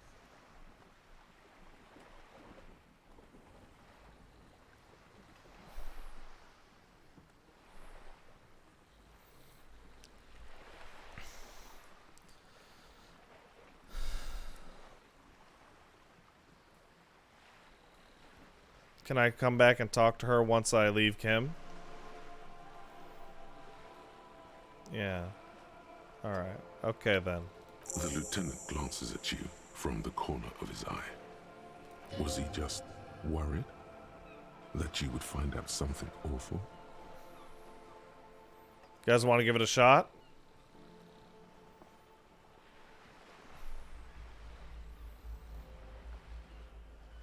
First of all, we'll heal up because this is a volition check. So we'll heal up.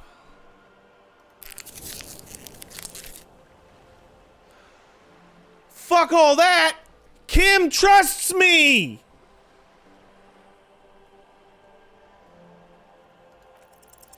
Good idea. Just ask him. He won't make a scene. Kim, can I talk to the lady alone for a second? Fine. See? What can he do? You're a grown man.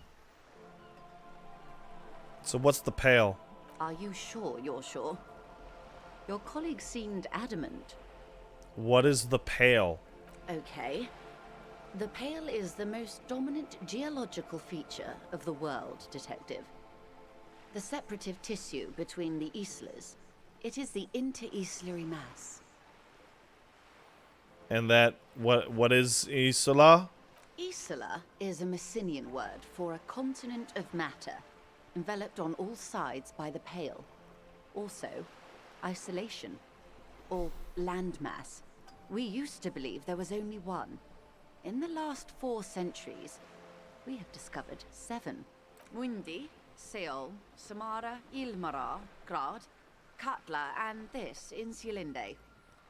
And Insulinde is... An oceanic isla. It comprises mostly of water. Muindi is the largest, Katla the coldest, Insulinde the bluest. What can I say? Each is perishing and dear.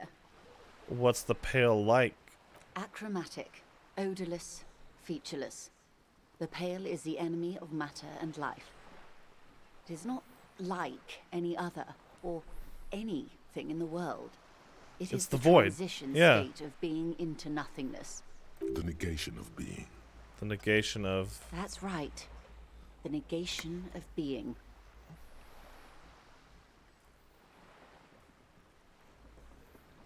Is it here? No, Detective. We're safe.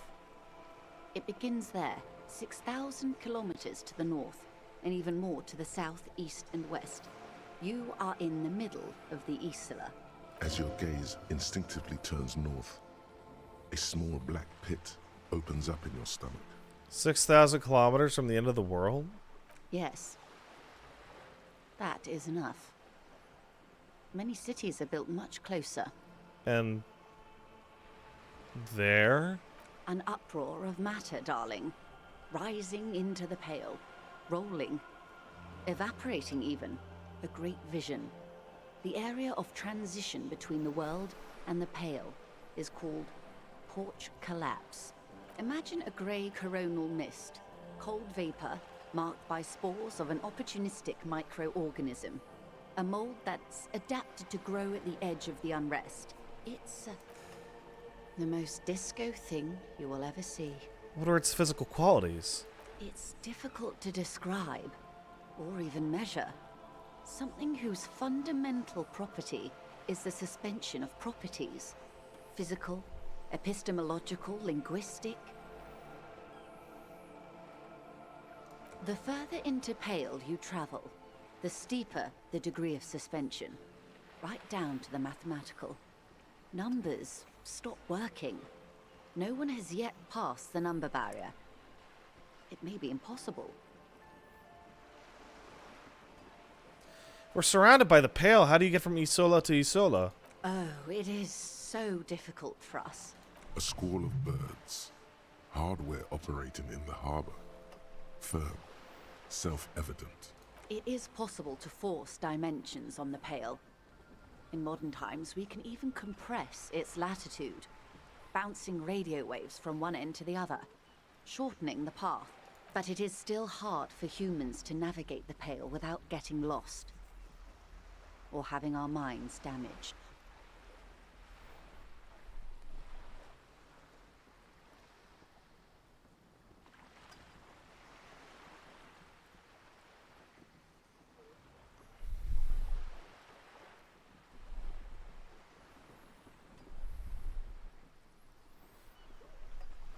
Okay. Okay. The Pale can damage the mind, huh? Extensively. How? Some say the damage stems from extreme sensory deprivation. Others argue that Pale somehow consists of past information that's degrading, that it's rarefied past, not rarefied matter. They call it the blend over of the self. The Pale does not only suspend the laws of physics, but also the laws of psychology, maybe history even. The human mind becomes over-radiated by past. What does it feel like? It feels terrible. Absolutely terrible. International standards strictly limit civilian travelers to 6 days of Pale exposure per year. It's more for her. Way more. You're not a civilian passenger, huh? No, nameless detective of the Citizens Militia. I am a member of the Entropanetic Business Class. I'm cleared and trained for 22 days of Pale transit annually. Perhaps that explains her strange pining after the revolution. Some degraded early memories. Someone else you've met may have been exposed as well. The strange grey-haired woman in her lorry. Do lorry drivers pass through the Pale? Yes. Carried in the hulls of airships.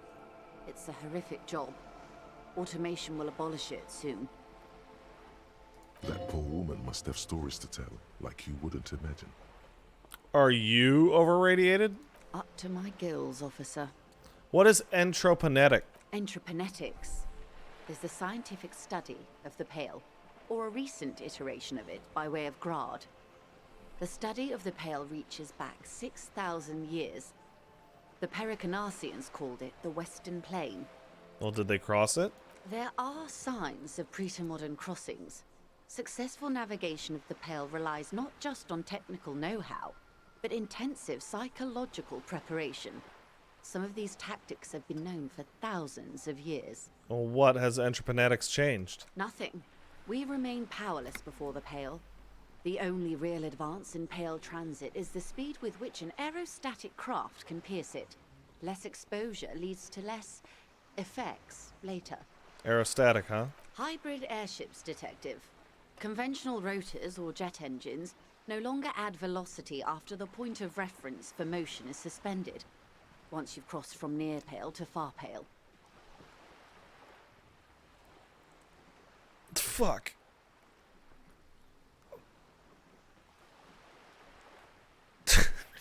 That's... Okay. Yeah, of course. In essence, we throw them in and they come out the other end. If we throw them precisely. And if we don't? Then they don't. Gone, like a skipping stone beneath the surface. How much Pale is there? The Pale outweighs reality 2 to 1. There is more Pale than there is matter, and the ratio is slipping. And that's in what direction? What do you think, detective? It's growing, isn't it? There's more and more Pale. Precisely. One of the few measurable effects of the Pale is that it is expanding at an unknown rate. An intuitive conclusion of that development is that one day the Pale will cover everything. But this sort of talk is mostly left to extremists.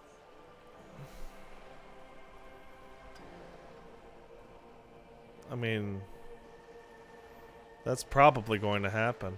Most people, and indeed most private and government sector organizations, entire civilizations and religions even, find handy ways to ignore or downplay that knowledge. I suggest you do the same. Off we go. You see the hanged man's mouth open.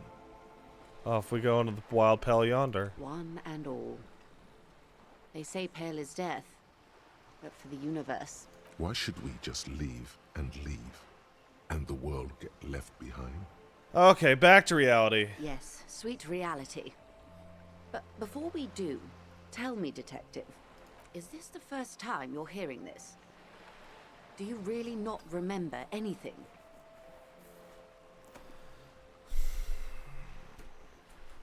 I sometimes sense vague shadows of a past, but it's not good. Then tell me, what do you think of the Pale?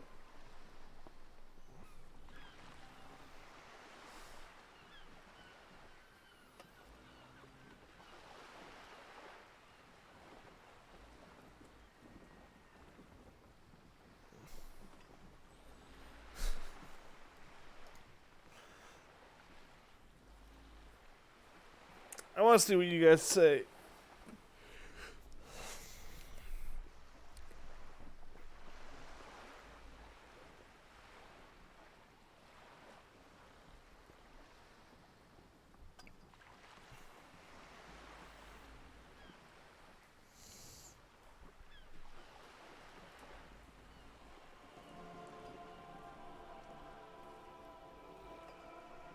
The only way we can stop the Pale is with communism, guys.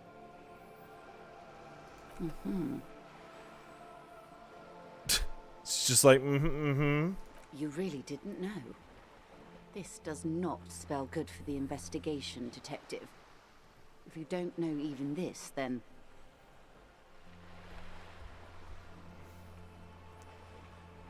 It'll be a fucking disaster. I know it. All of these people will die. Steel yourself, officer. Your colleague, Lieutenant Kitsuragi, he is competent. I checked up on him. And you also have me. I will try to assist you in any way I can. Some of that assurance is meant for herself, as much as it's meant for you. She must have a lot on the line here. Even if we have to do it one basic term at a time. Good. You have not passed out from it. Perhaps I worried for nothing. Are we still on the reality lowdown, or should we do actual police work now? Let's get to work, Lieutenant. Good luck, detectives. I love you, Kim. I want to kiss you.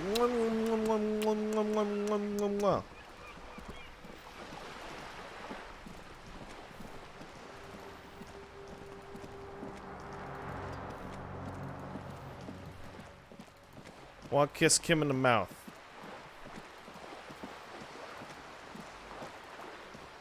All right. You want to go talk to Measurehead?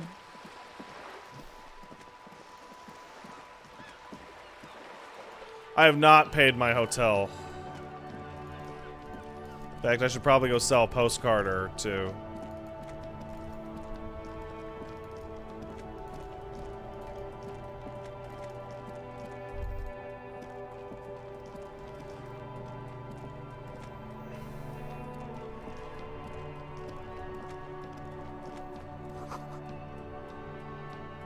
L'origine du disco.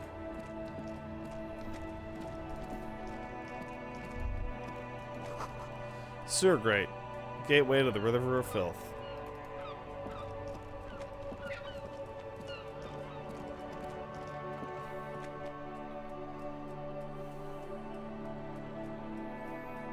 Oh, you guys think I paid already?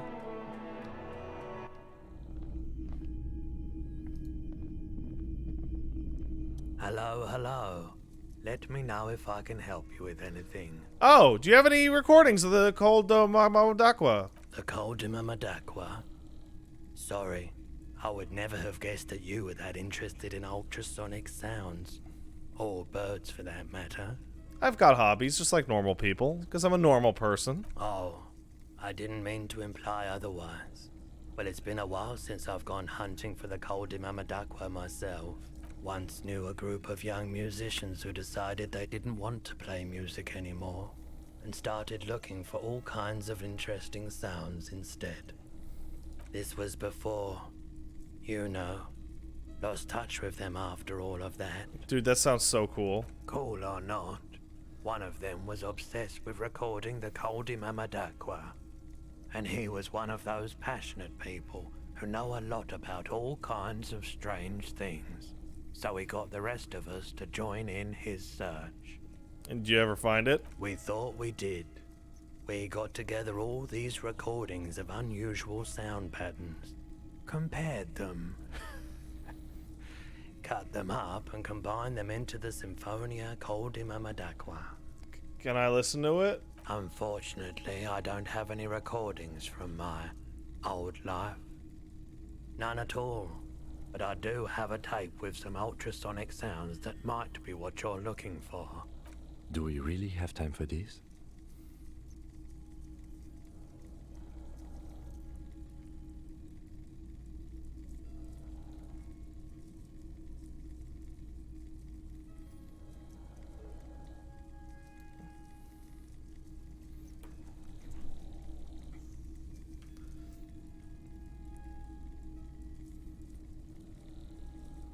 Give me that bird song! This recording comes from down the coast.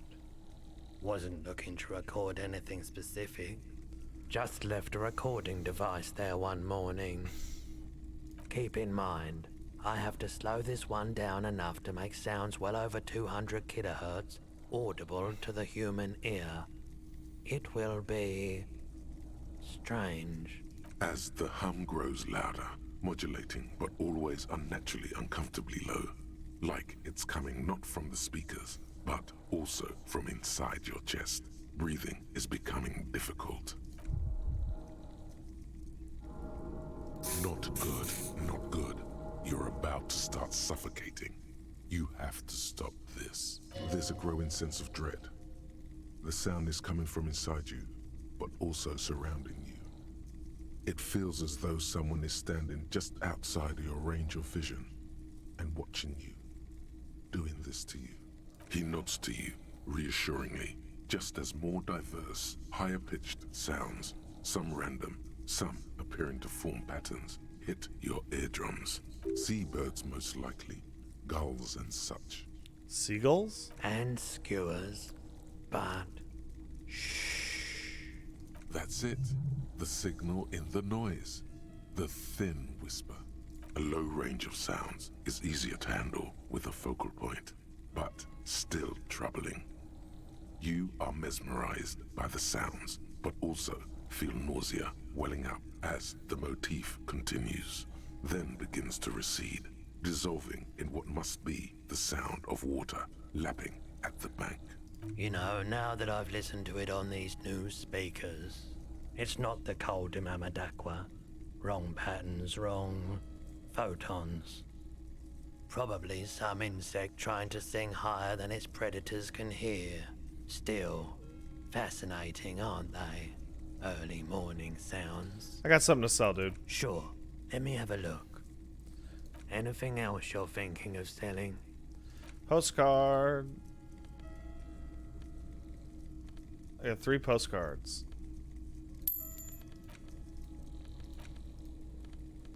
All right. Thank you. Another time, perhaps. Goodbye.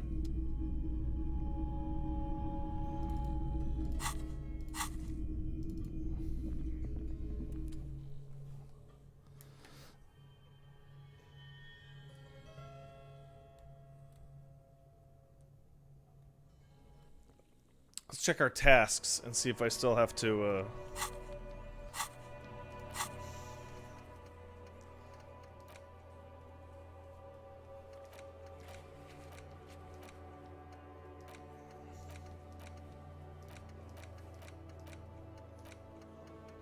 No, looks like I'm good for today.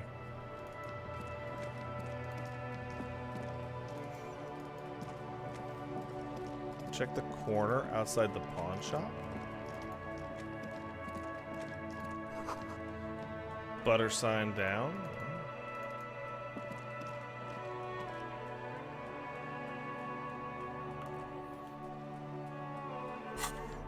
We should put some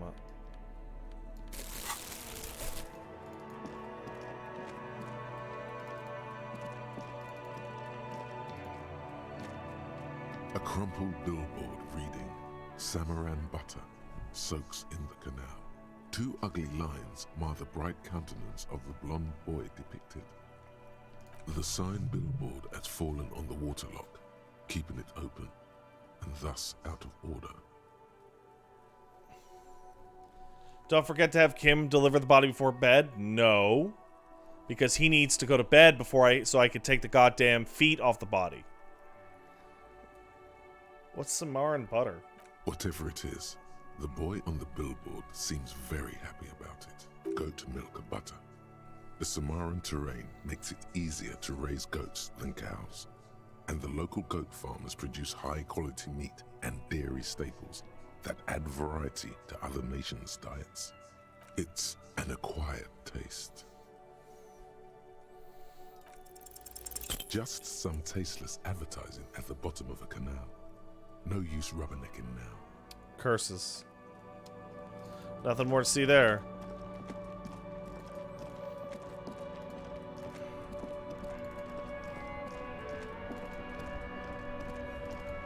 All right, let's go talk to the pale driver.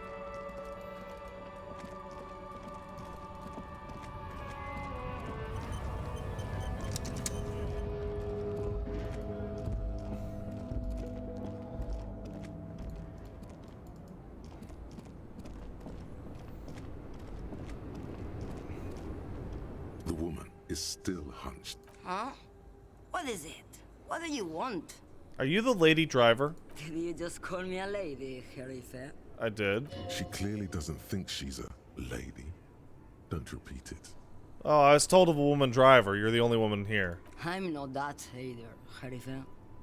I've gone too far from it all to remember what was between my legs. It doesn't work like that on the long haul. So you're not the driver everyone's afraid of? I'm only terrifying to small children and to those who used to know me. Yeah, it's not her. Believe me. And who is the female driver I was told of? How should I know? Do I look like I spend a lot of time with the other communers sniffing around when I have my movies to go to? Why are you scared of the people who used to know you? Because they can no longer recognize the person I once was.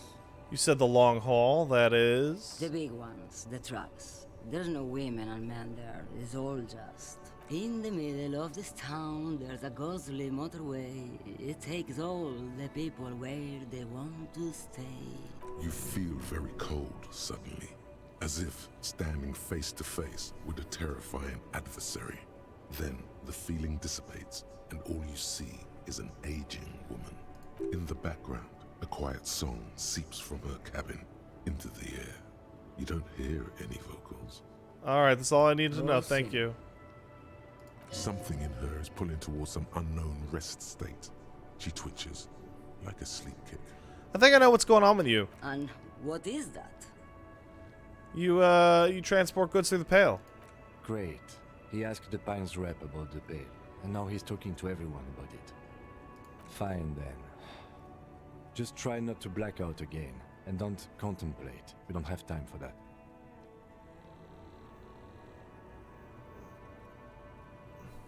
Yeah, no, just for detective work, Ken. That's all I need it for. Now. That is exactly what I didn't want you to do. Ma'am, my partner wanted to know if you work in Pale Transport. No offense. But your partner? Seems like a bit of an idiot. Republica, a filterless cigarette from Mesk.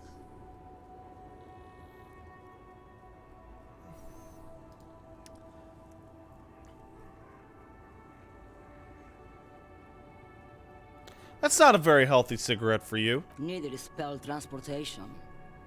Life is transitory.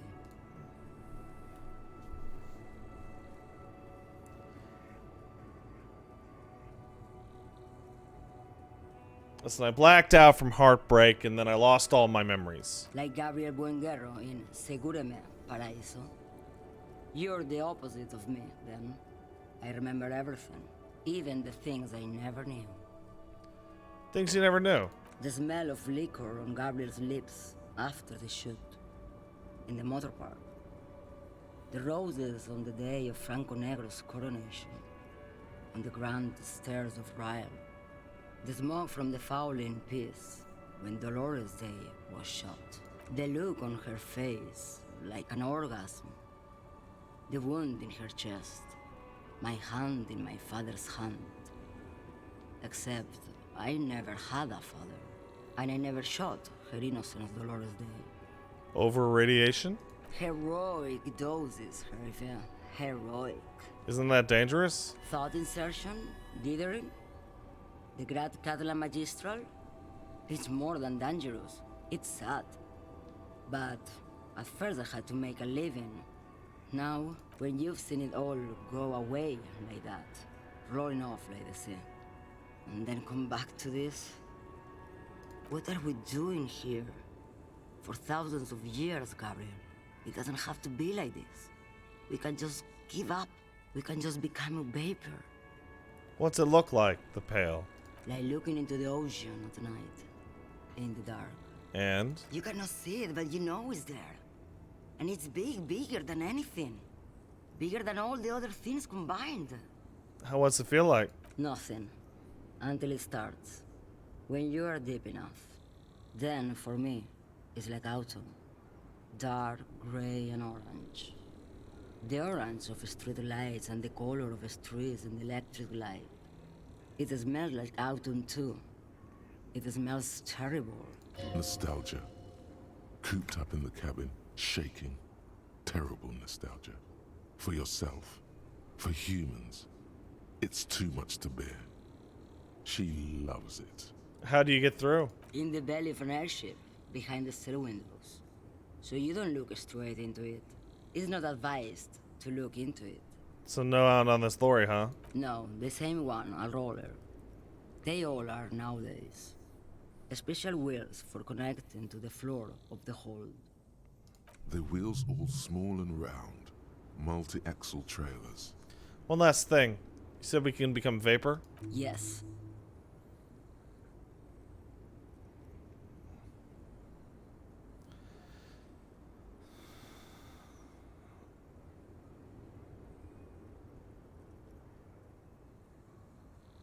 I feel like I've already got what you got. Some way. They say there is a point. One that I have not crossed. In the Pale, super deep. If you stray too far, of course, on the U41A. Or in Lomonosov's land. Where every step you take is one step further from home. No matter the direction. It's a point you cannot come back from. Your mind becomes so radiant with the past, there is a flip. Instead of writing, it erases memory, nearing some kind of indescribable finale. Maybe you've been down the motorway south? The motorway south? It's a story as lone horsemen tell. Lone horsemen, Sheriff, not Pale drivers. Way beyond the established Pale that's lit by radio frequencies. Where it goes silent and dark. And the process begins, erasure, kilometer by kilometer, in any direction. The motorway south is a road you cannot come back from. In the center of this town, there's a ghostly motorway, she sang. Takes all the people where they want to stay. They say I've been away on a kind of holiday. What's at the end of the motorway south? No one knows what's at the end. I've only glimpsed the beginning. I've only felt it in the distance, when I was a child. A child growing on the lake. Ma'am? Josiane. There is nothing more to do now. She's far away. She is receding, in the clutches of some indescribable scattered emotion. A child, descending. You've fried both your brains enough for today, detective. Let's get some air. This one's far gone. Yeah!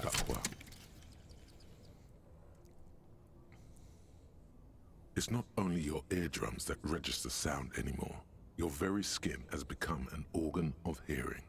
Looking for a whisper, light and low. A god who's very, very silent. Nothing escapes you. A cockroach in the other room. A candy wrapper falling on dry grass. A drunk falling from a chair in a bar 20 meters away. In fact, you haven't heard the Col du Mamadakwa, but you have discovered that you have amazing hearing. It must be the only part of you the alcohol hasn't drowned out. Keep listening. This is incredible. That's a big incredible. That's a huge incredible right there. Alright. What's my fucking perception at? God damn! God motherfucking damn.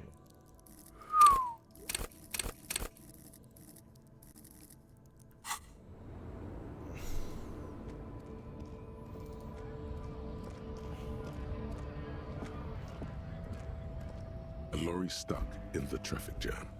This big, heavy Grad-made machine is well kept for such an old machine. Let's look in the window. The windows are clear. They've been recently washed. You can see a lorryman's cabin with personal belongings, stickers, insignia. Fumes of heavy fuel oil waft over you. making your eyes sting. The odor mixes with cigarette residue. What kind of stickers? The driver has adorned his space with a substantial collection of peculiar paraphernalia.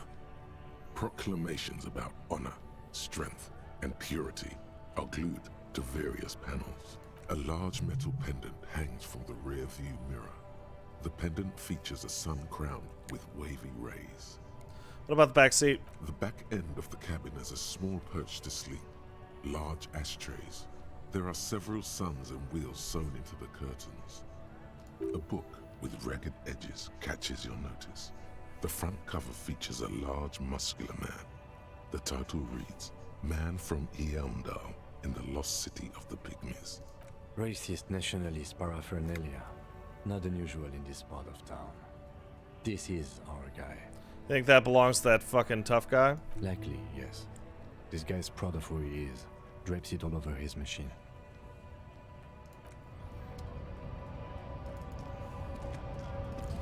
Alright, Scab Man.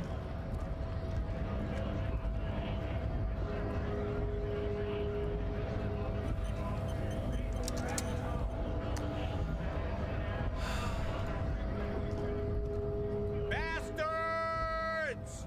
We have a right to work! What's going on here? Hold up and stay frosty, everyone. Cops are here. Uh-huh. You here to fuck with us? Beat the honest worker down. Why should I? We're here to fight for a cause. Stripes usually have problems with people who have causes. Alright, then I'm thinking no. Good. We're fighting for a cause here. Right to work! Right to work! Besides, we're not that different. It helps if people see us talking, cops and strikebreakers together. Shows authorities are on our side. Builds confidence. What kind of cause we talking about? Rights of people. Rights of workers. To have gainful employment. To make a salary. And feed their families. His voice doesn't fit his character, Cha? I disagree. His voice fits his character perfectly. This is not the voice of a hard-ass working man. This is the voice of a slimy double agent fuck.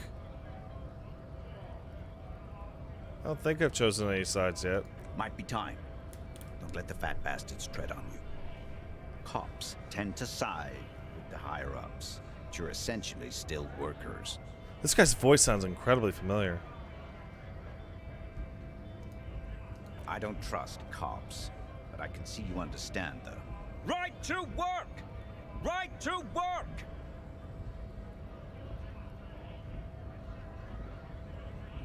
Take your pills, Ryoka. There it is!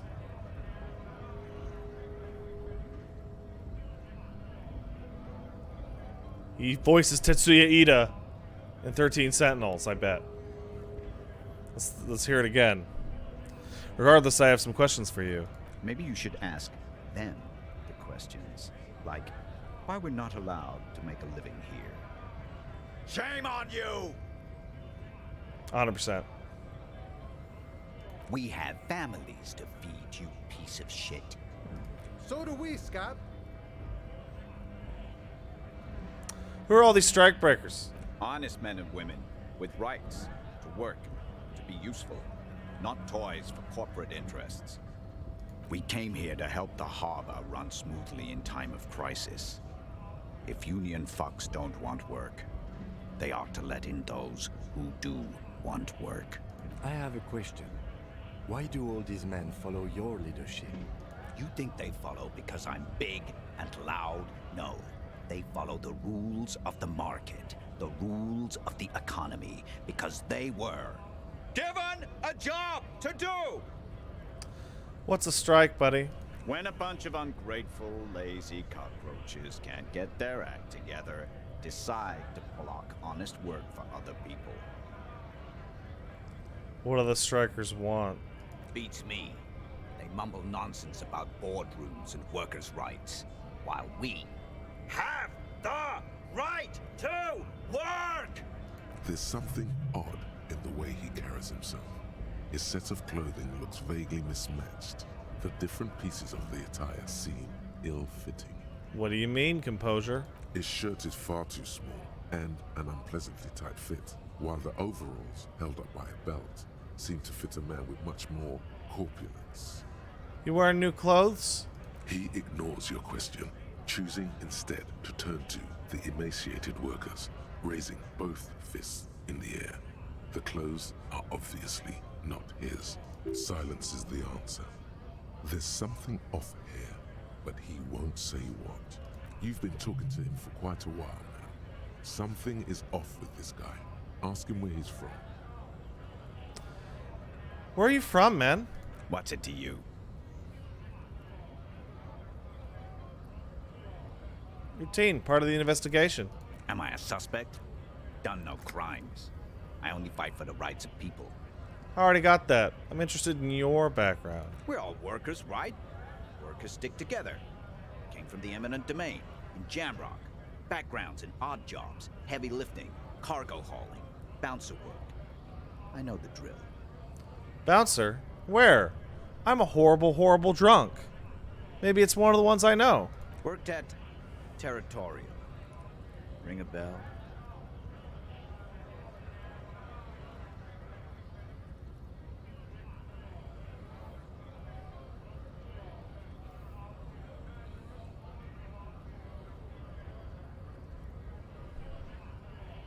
Never heard of it. You lying? We're done here. I have a strike to break. Yeah, that guy's fucking completely full of shit. Scab? I'm not a scab, I'm a cop. I was just messing with you. No one's ever seen a cop scab. Imagine, you cops going on a strike, but then another cop comes in and says, let us cop for less money. Speaking of, what brings the RCM here? To the Wild North? Come to see the strife? What's the strike about anyway, man? You know, serious business. I'm sure the big boss will be glad to tell you. You'll have to ask him first. Yeah, the cops went on strike in Montreal once. And it's a complicated situation. Obviously, the last few years have brought into the public consciousness what has been properly known to African American, Latino, and other minorities, that the police may, in fact, be completely full of shit. However, as a sociological test case, let's say, the Montreal police went on strike for one day back in the 70s. And let me tell you, while I'm certain literally every marginalized group and anyone with common sense would love to see dramatic police reform and defunding, you really want to have some police around. Probably way less police, and hopefully better trained and less evil police. But going to no police gives you some other problems that you really don't want to deal with. Which is, everyone decides that they are the police now.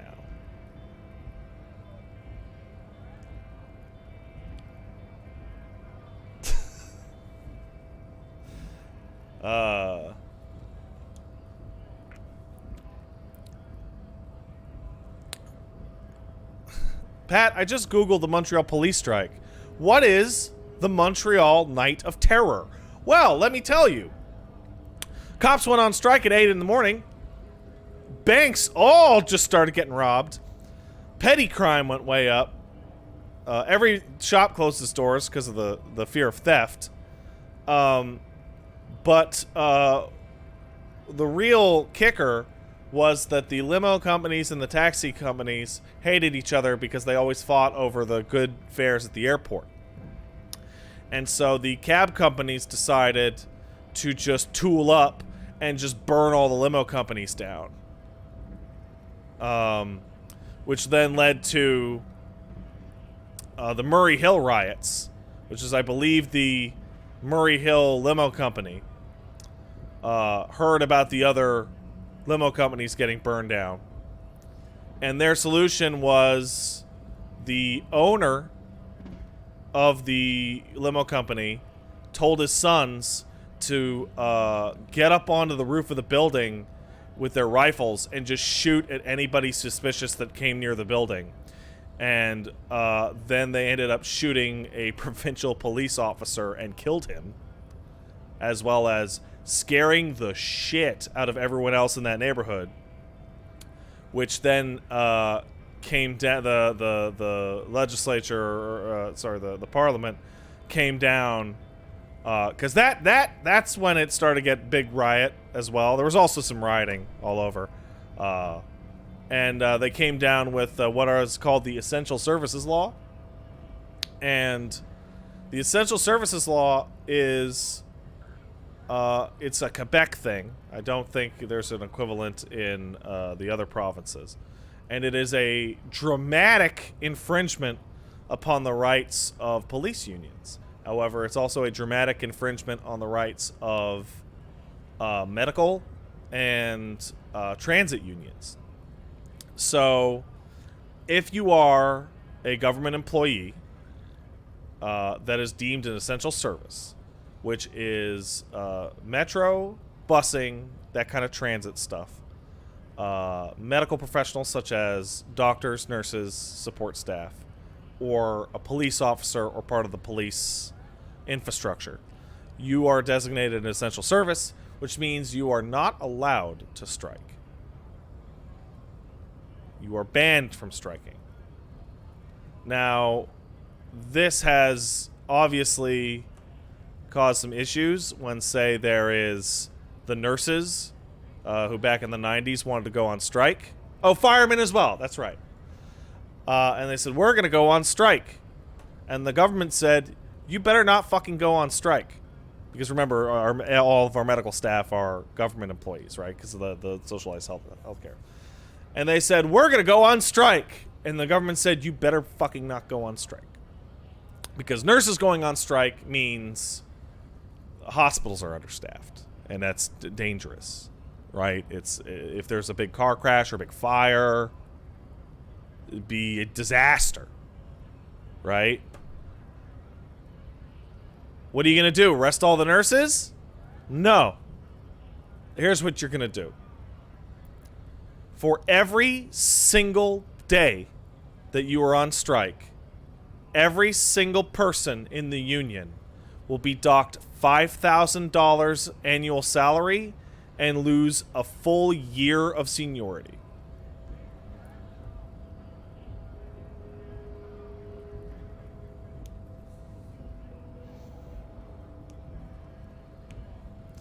The nurses went on strike for 2 days. And the government said, we don't care. We are not moving. We will let you go until your annual salary or seniorities hit 0. And we fire all of you and replace you with new recruits. And then they capitulated.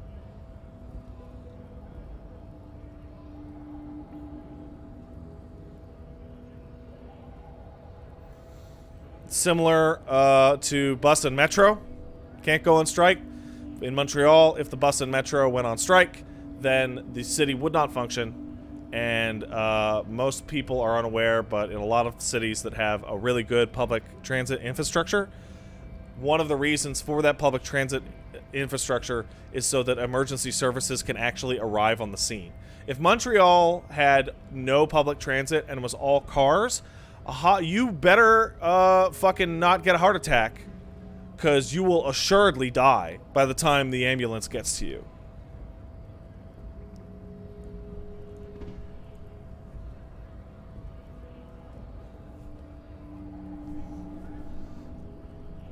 You know, if your house is burning down and everyone's driving a car, fucking fire truck will never get to you. Paramedics use the subway? No. It's about the amount of people using the subway instead of flooding the streets with cars.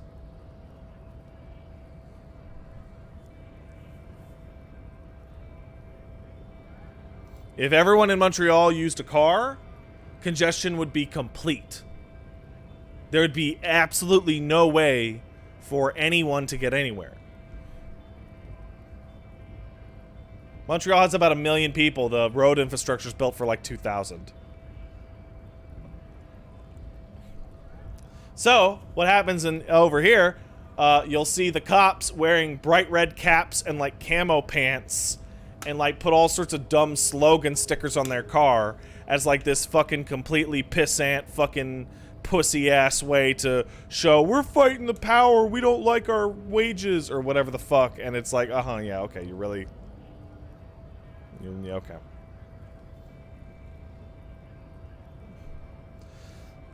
I actually believe in unions and I believe in the ability to strike, but if you're having essential government services that are literally life and death every single day, there's got to be some kind of compromise for the average day, right? If you have a completely socialized healthcare system, you can't just say for a single day, by the way, all the hospitals are closed. They're just closed.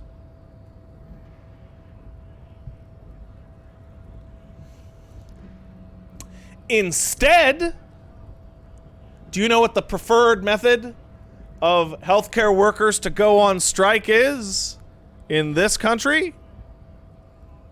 That's easy. They go down and say, hey, United States, I'm a certified medical professional that trained at McGill University, one of the greatest medical universities in the world.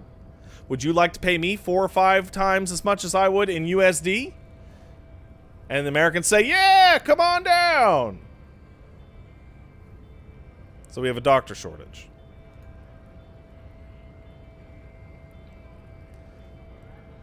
Anyway, I hope you've enjoyed that nice historical lesson about why certain groups going on strike might cause a bigger problem than they're worth. He's a chatty guy. Wants to talk about the strike. Return once you've met the union boss and are on a better footing with the organization. I need to get past the gates to speak with your boss. Oh, good, good. What matters do you want to discuss with Everard? You might have information about a killing that took place behind the hostel. Everard's got a lot of knowledge about a lot of things, eh? Doesn't often dole it out, though. But sure, why not? Does it mean you can let me through the gate? I don't operate in that capacity. I'm not a granter of passage. The passage grants itself. If it's all so simple, why don't the strikebreakers just go up the stairs? That's simple, huh? Just walk in? Aye. Walk right past Measurehead and go in.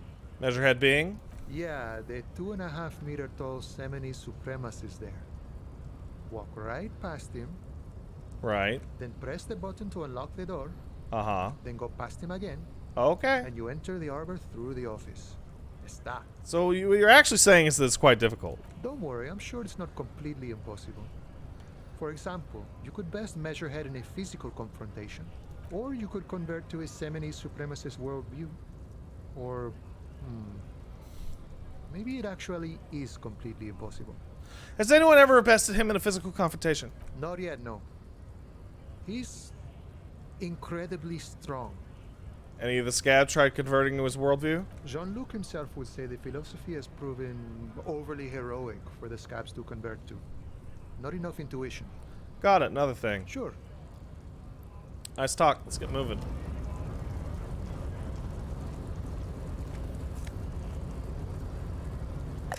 Hello, Hypno Gamma. Should I heal up before this?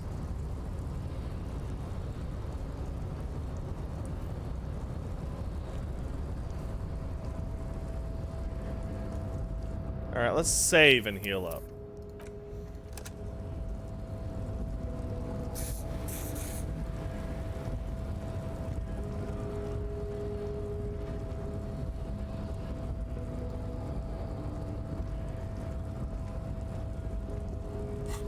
What do I got for physical instrument?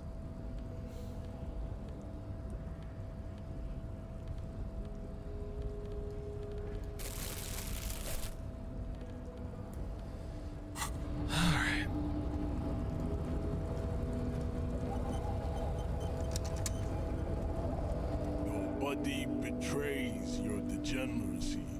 Yeah, Measurehead. His body totally betrays his degeneracy. Let's size him up. Are you admiring my morphophysiology? It must be frightening to stand in the shadow of this racial pinnacle. Be calm, Sandwich. You are not in danger. Because you are not a threat to me. Listen, my body is unimportant. I'm with the police and we need to get into the harbor. That is precisely the negligence that has led you to succumb to Al Ghul. You reek of it. An invisible sword of Al Ghul emerges from your throat. You cannot see it, but others can. It is making the woman in my company sick. Kim, is it really that bad? It's not good. It's like a rat crawled into your stomach, got drunk and drowned. Alright. Fair enough. I'm an alcoholic. Now I need to get into the harbor. No, you don't. You need to get another drink. Occidental Haplogroup B4 is done giving orders around here. The influence of the Sandwich race is waning. Somebody said the game is a little quiet. Is that true? Because I've been playing for hours and none of you have complained about it. No? Alright. I'm the police, and I need you to comply now. Jerking motions. Signs of a late-stage neurodegenerative disorder. How far the Occidental Haplogroup has fallen. You were once a noble and powerful race. You gave the world eugenics, electricity, and powerful weapons of war like missiles and aerostatic aircraft. You made great gains in metallurgy, race theory, and statecraft. You dominated lesser cultures, like the deformed Hemians and the inexplicably potato-obsessed Khoikos. But now your ascent to the genetic summit has halted. You are obsessed with sadness and with frivolous pop culture. You will be superseded. Isn't that right, babe? It is, baby, yeah. You know it. There is a button right behind him, just out of reach. It must be the one that opens the door to the harbor.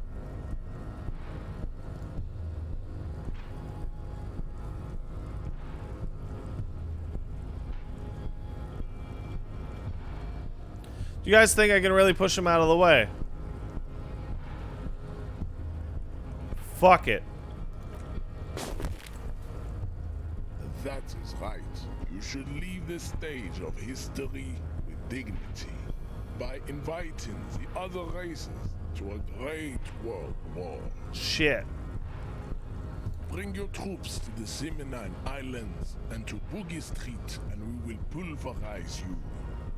When you are gone, we will build a museum for you. The walls will be lined with bottles of Al Ghul, your beloved beverage. Inside, we will store the odes to homosexuality you call art, and your microcephalic skulls. Isn't Everett white? Oh, don't be vulgar. White or not has got little to do with this. The race enigma runs much deeper than that. Yeah, you keep telling yourself that, buddy. Mr. Clare is a man of vision and means. He has the will to confront international capital. Something your race, my pacifistic communists never did. Also, to serve is noble. It takes discipline. Your petulant individualism has only contributed to your race failure. It is lax and moronic. Communism's pretty cool, though. Idiotic communism is the single greatest contributor to your race descent. Everywhere around you, the fruits of its failure to challenge the world order. Individualism, rock and roll music, sexually transmitted diseases. Above all, rampant multinational finance still reigning large. Tell me, where have you gotten your love of pathetic communism from? Degenerate youth culture? Rock and roll music?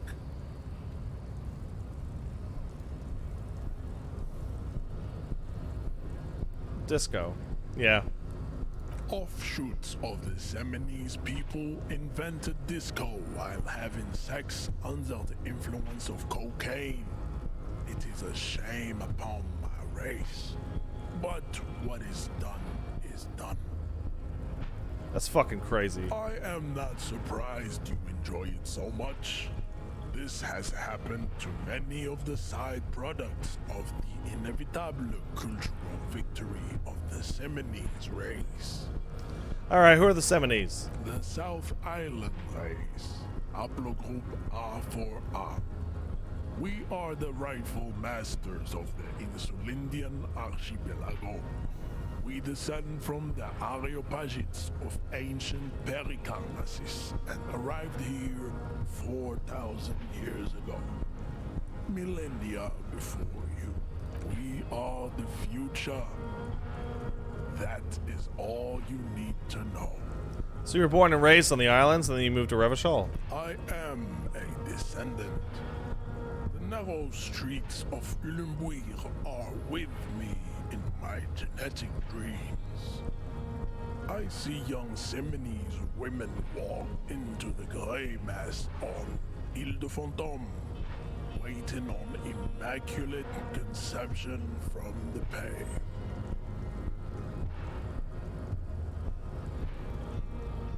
What?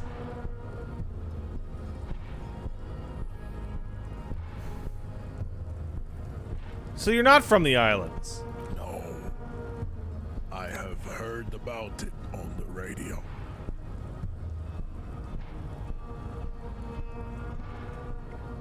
We would be appreciative if you did not further chase this line of inquiry in front of the women.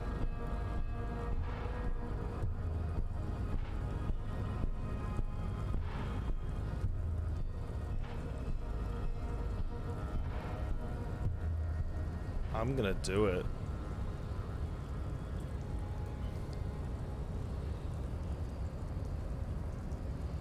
So you're not really Seminoles, you're just from Revachol. I'm from Couronne. And no, it is not just in Revachol. The city is central to the Seminoles strategy. Spreading through its trade networks, our culture will dominate the world. You have heard enough about our phylogenetic secrets for today. You have extinction to come to terms with, and never getting into the harbor. Kim, the fuck do you think about this shit? I think this racist is better than the last, but the next racist will be the really good one. I want to put this, I want to fucking screenshot this and fucking put it on a wall. That might be the best line I've ever read in a game. Oh, it's so good. That will be the... That will be our lucky racist. He will grant us 3 wishes. This is the best game ever!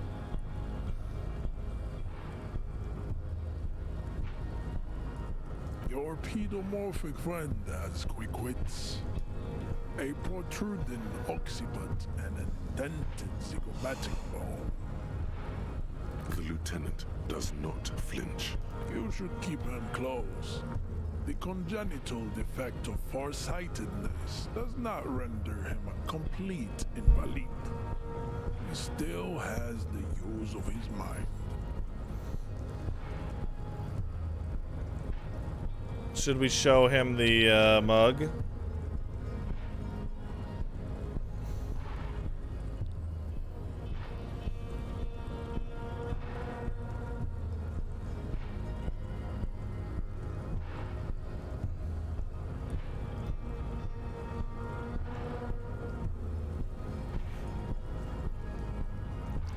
Do you like this racism? He does not so much as glance at the object.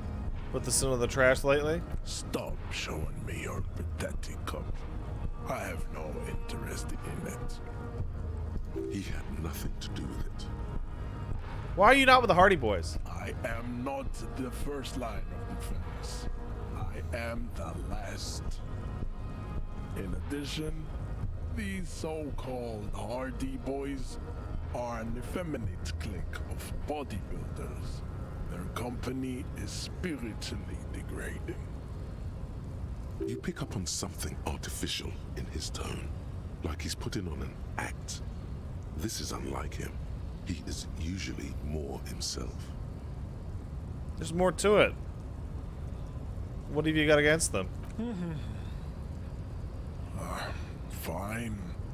They have recently fallen under the influence of a possibly sexually perverted female vagrant and a narcotics peddler. It's shameful. Who do you mean? Find out for yourself. Endomorphic blob. Interesting. What do the tattoos mean? Racists are generally not very good examples of their race. Welcome to Revachol. You hear him yell at a redhead woman visiting the fritter nearby. He must think redheads are immigrants. I am not like them. I am craniometric perfection. I have taken the trouble to permanently draw a phrenologic grid on my There it skull is. and features. This should dispel any doubt.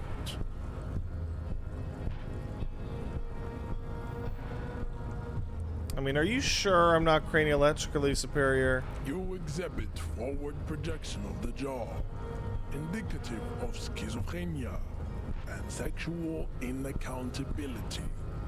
From a purely aesthetic standpoint, the dimple in your jaw makes you look like a baby. This is not craniometry, just an observation. What else you got? It is impossible to see any more of your bone structure. It is covered in the ravages of Al-Hul. From what remain of your features, I can see fleshy lips, baldness of the head, and long arms relative to lower limbs. This leads me to conclude you are not a police officer. You are a common criminal, an offspring of murderers and sailors from Sur la Clé and Vesper, and possibly even the degenerate sheep herders of Ubi. Interesting. So one of my ancestors was Sur la Clef and the other Vesper? Your racial heritage is uninteresting. It is the same as all Revacholians. Your parents and their parents made the decision to reproduce while under the influence of Al-Hul. That is the only reason you are here. We still need to get into the harbor. There's an interview to conduct. There must be another way.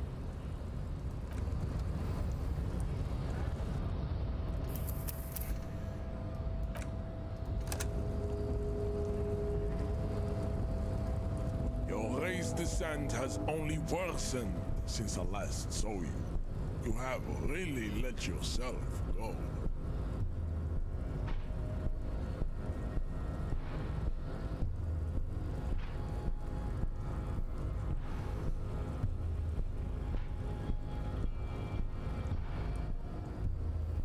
You guys couldn't decide. You didn't change anything. Oh, never mind. Alright, physical instrument. Come on, physical instrument. I misunderstood. I thought I picked the wrong button. Put the beater on? You mean the one I'm wearing?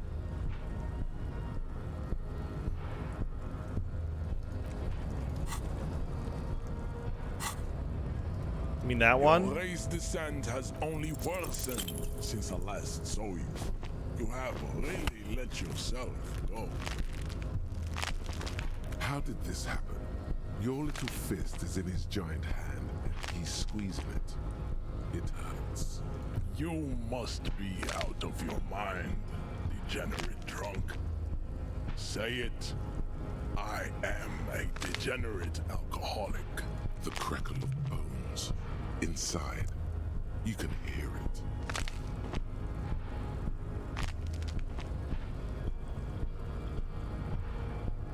I'm a degenerate alcoholic. Good. Now leave before you humiliate your homoerotic organization any further.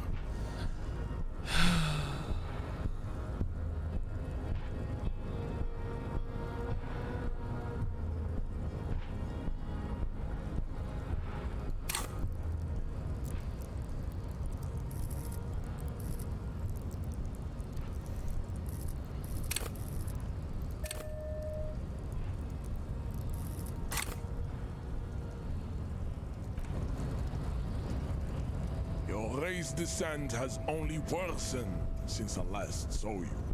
You have really let yourself go.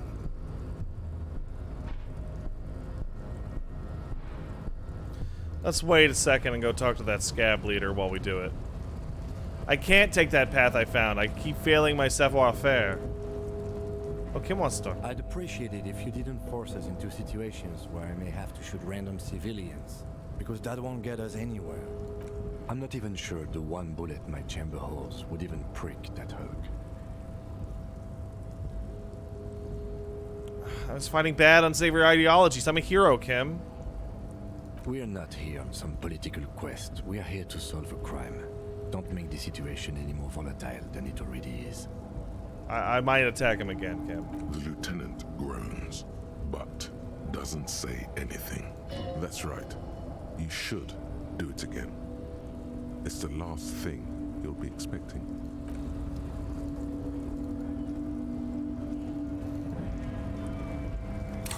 Take items off to lower my physical instrument? You mean the nothing?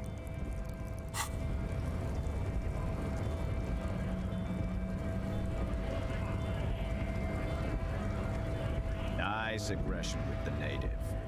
Don't let the chief fool you next time. You don't need to be that up in his face. Leave yourself space to move. Not bad advice, actually. This might do the trick. Let's talk about our right to work.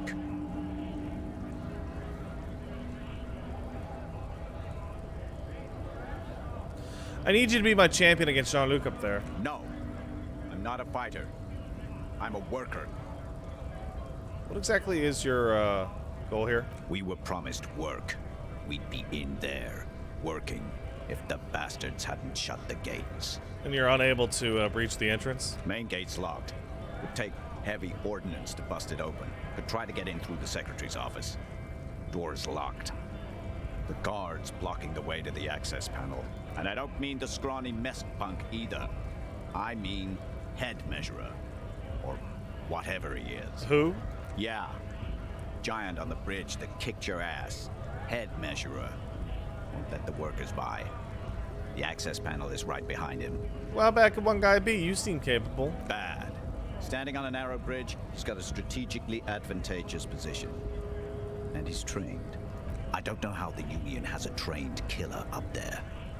But that one's no joke. And my men are tired and hungry. They're workers, not fighters. Have you considered storming in like everybody? Why don't you go arrest them instead? I'm sure they've done plenty of criminal shit. They have that look. It would be better for the neighborhood if you went home, at least for now, if you can't get in anyway. No! They will give up eventually. Or get drunk. Leave the button unguarded. Then we charge. Alright. Let's try it again. Kim, I bet we can do this.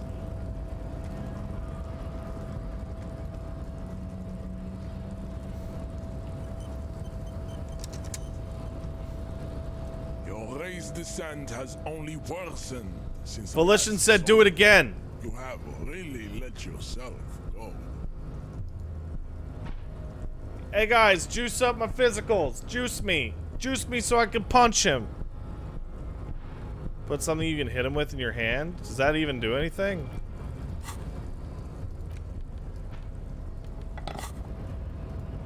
Your raised descent has only worsened since I last saw you. You have really. Yeah!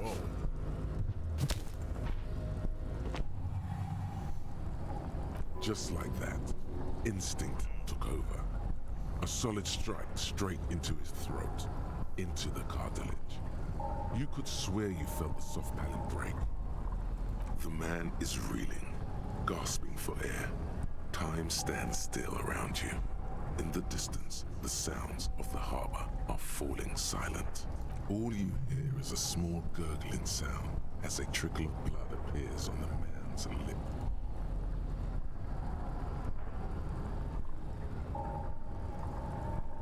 That's what I thought. Spin kick!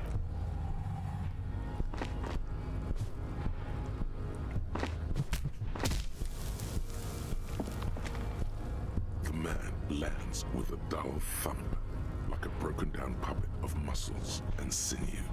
For a moment, he still tries to keep his head up, dazed eyes looking at you with unimaginable surprise. To your left is the button. Disco Inferno. As you slam your fist on the button, the man collapses entirely, his head rolling to the side. Looks like you're the new measurehead now. Her voice is surprisingly calm. No one is the new measurehead. Let's go before he gets up. As you turn, a bright light catches your eye, making you squint. Where's it coming from? From a distant sunset, a stage light, flash photography, nowhere in particular. It's just what superstar law officers do. They squint at lights, and they solve shit. Yeah, that's me. I've been establishing my superstardom lately. Yeah, you have. You're a big dick cop. Dick Mullen. Salam Rocky Baye. Badass on the edge disco cop. Time to recede into a ludicrous fantasy world. Here we go. Camera. Lights. Wait, what is that about a ludicrous fantasy world? Yeah, you know. Beneath it is just heartbreak. A pulmonary tract infection. Atherosclerotic disease. This is where you say action and reconceptualize all that. Reinvent it as the world's first celebrity police officer. This is the beginning of your legend. Fuck it! Action! With a sudden flash, the world freezes around you, and you along with it. In an iconic monochrome solution, a black silhouette against a rasterized orange world. It's on.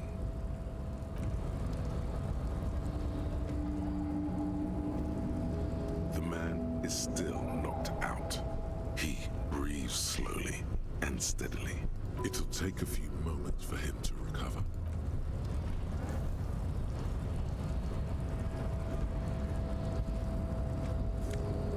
$1.10. Fuck yeah.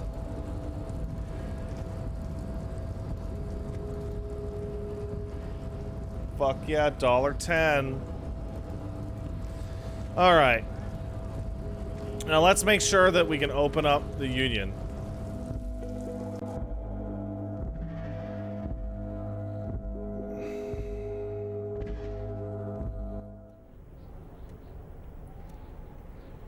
We'll search this room.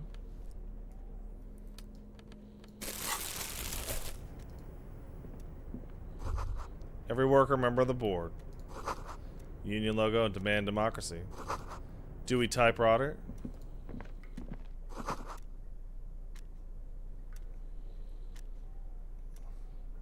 Standard office file cabinet.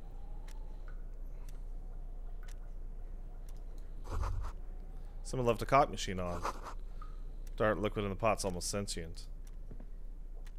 On second glance, someone has forgotten to properly close one of the drawers. It's unfortunate for the Union to just leave their paperwork lying around like this. Let's see what's inside, he thinks. Let's do it. The drawer opens smoothly.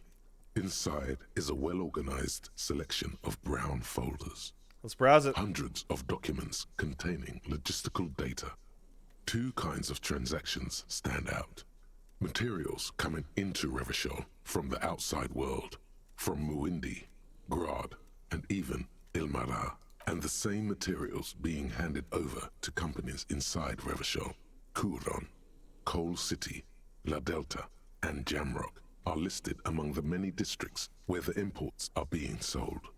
Anything interesting? It's hard to make sense of this thicket of company names, dates, quantities, and percentages. You try to focus, but the lines are getting blurry. Let's force our way through. Whatever's hidden here is hidden well. Concentration isn't enough. Only a trained accountant with a background in logistics would be able to really make sense of it. However, there is a little handwritten note stuck on the side of the drawer. Let's look at it. It appears to be a to-do list written in large, uneven capital letters. Remember, Leo, Everard's shoes, special whirling borscht, water Everard's plants, sweep office floor, more banners. All items on the list have been crossed out, and the note itself is crumpled. And check it out, it's a to-do list for Everard. Everard Clare, probably. The head of the Debarders Union. One of his aides must have left it. Nothing incriminating here. The special borscht seems a bit odd in the list. Take another look at the note. Remember, Leo, all items on the list, the drawer slides shut. What do we got here? Le Fumée. Leading intellectual communism. The front of this quarterly journal features a large satirical portrait of the late King Friesel. From the sides of his head, a pair of white antlers spread to the corners of the cover. Why Friesel? Because Friesel was incompetent, foolish, and cruel. In short, the embodiment of everything the communards wished to overthrow. All right, let's It's flip through satire, pages. You see, to your disappointment, there aren't any full-color pictures to direct your attention. Just column after column of closely set text, interrupted occasionally by little doodles in black and white. After rifling the pages with your thumb several times, you return to the table of contents. The magazine is divided into several sections. International. All right, we'll check that out later. Wait, is that really closed?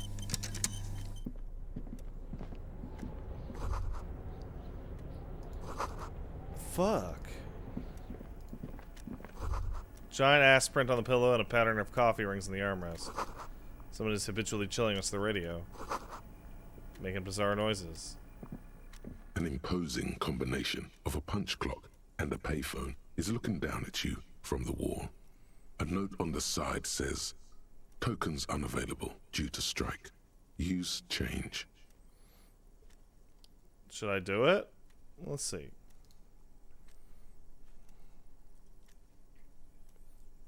Alright, I guess you guys want it. The machine swallows your coin and seems to be waiting for your next move. Dial a random number. It's unclear whether you actually have muscle memory. Right now, your finger is just drawing vaguely occult patterns in the air. Useful patterns? Undoubtedly, no. I might try this again later. Sure, why not? Muscle memory is a tricky thing. Nothing tricky about that. You just do, fail, repeat until it works. All it takes is motivation and practice. Oh wait, that's...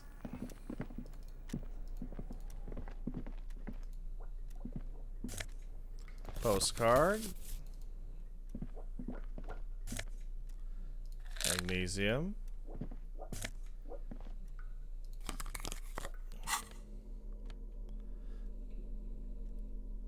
Fuck yeah.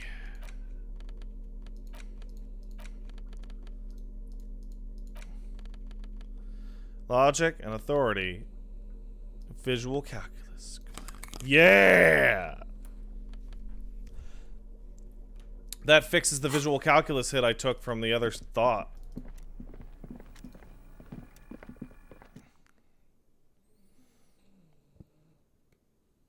I guess I should go right to Everart and get the key card to leave.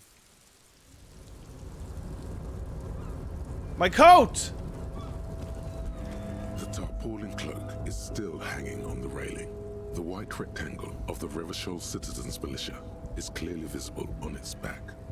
As your fingers touch the tarpaulin, it almost feels like the cloak wants to deliver a message of comfort through your fingertips. I will shield you from the elements and give my life for yours.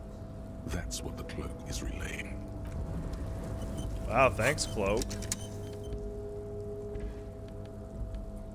Wow, that's just a great cloak, but it shows off my disgusting man body.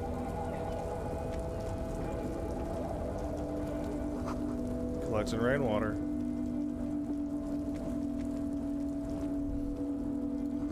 Around you, great machines in quiescence. White pine trees. Looks like forcing their snow. Composite of halogen whites watches you.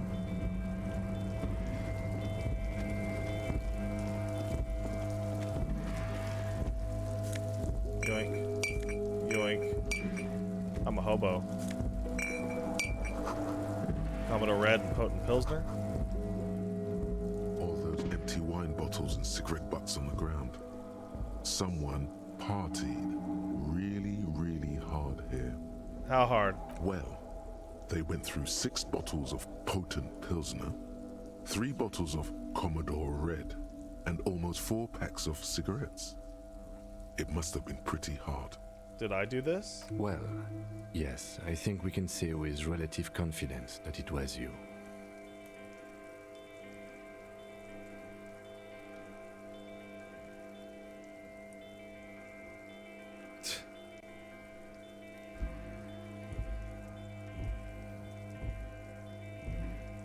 I must have been on an advanced scouting mission in the harbor. Yes, this looks pretty advanced, all right. For now, let's just move on. I love you, Kim! This is the night watchman's booth. The name on the door reads, René Arnaud. Kim, I'm gonna take a quick look. If you must. But please hurry, we are pretty easy to spot up here. Nothing incriminating catches your eye. The cabinets are clean and their sparse contents meticulously organized. There's a framed photograph on the table. Mine now. It's a black and white photo of a young couple out in a street fair. The man is young, dark-skinned, and dressed in a Royal Carabinieri uniform. The girl is smiling playfully at the camera. Why did you take that? Something about this man piques my interest. This can be like a side thing. Fine. But let's move. I don't want to be seen snooping around here.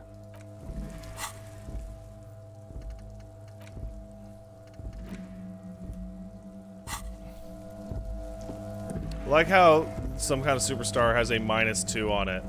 Because it's like, this is nonsense.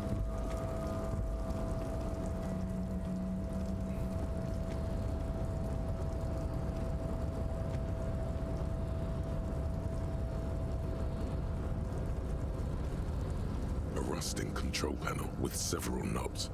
2 buttons marked Marche and Arrête are faded with use. It seems to control the large crane above. A container is attached to its hook block. Allumer on, éteindre off. Yeah, I knew that already. Marche, s'il vous plaît. With a loud grind, the crane shifts overhead, moving a massive metal container through the air.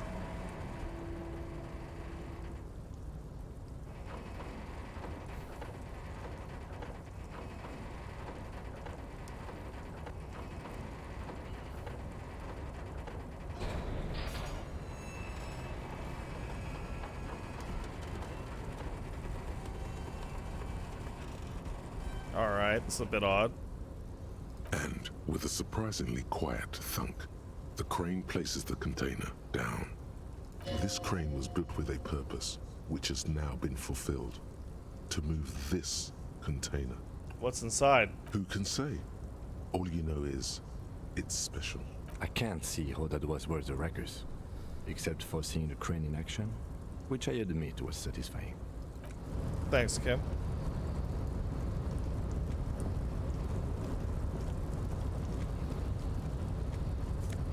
Money. Alright.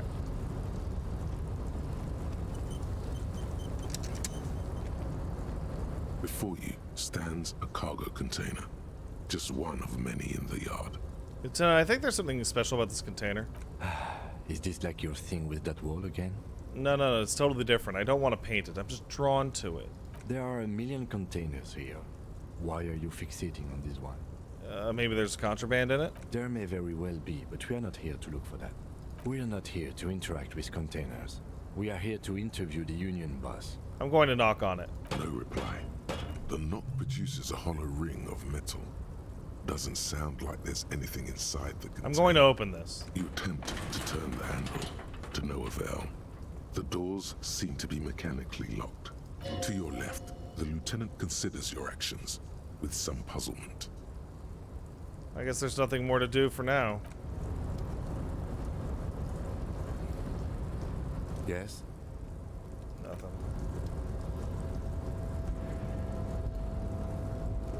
You're back before the cargo container. Its drawer has...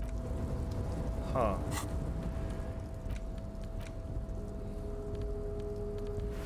Okay.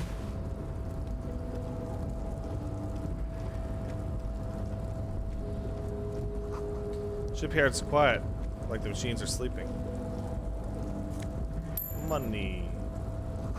Speaker tower silent. No work to organize.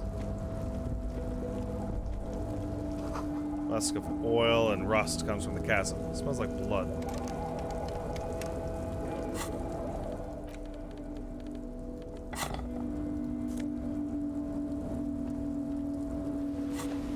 Ultra Series gloves gives me a half-life.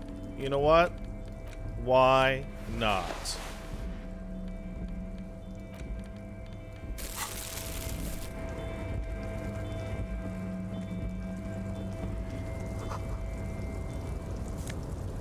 Money. Money again.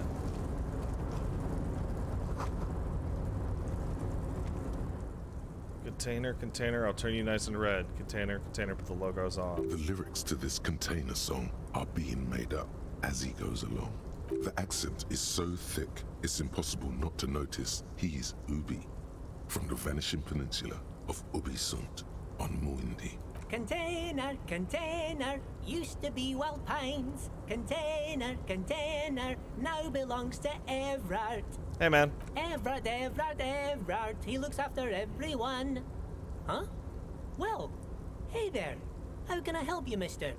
The look in his deep blue eyes is as sincere as you've ever seen. Kind of makes you feel like an arsehole for no apparent reason. I see you are not a union man, mister. Did you get lost? You're not one of them scabs, are you? What's up with you people in the scabs? I mean, I don't personally mind. Folks is just folks, you know, and folks gotta eat. Just some of the other guys don't look too kindly. What's with that container over there? Oh, that one. That should be empty as far as I know. Lots of containers here have nothing in them. They're just waiting to be loaded up. Told you. Looking for the leader of the dock workers union?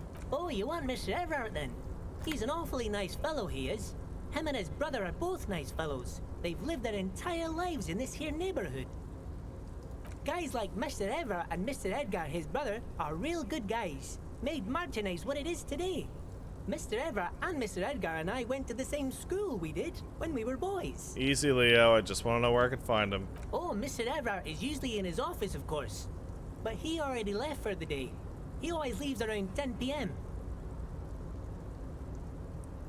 What are you doing with the containers? Oh, I'm just making some covers for them containers here. Yes, I am. so it's easier for the crane operators to spot them.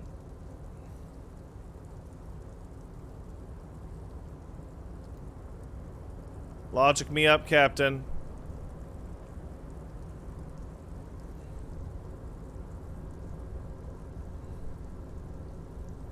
Come on.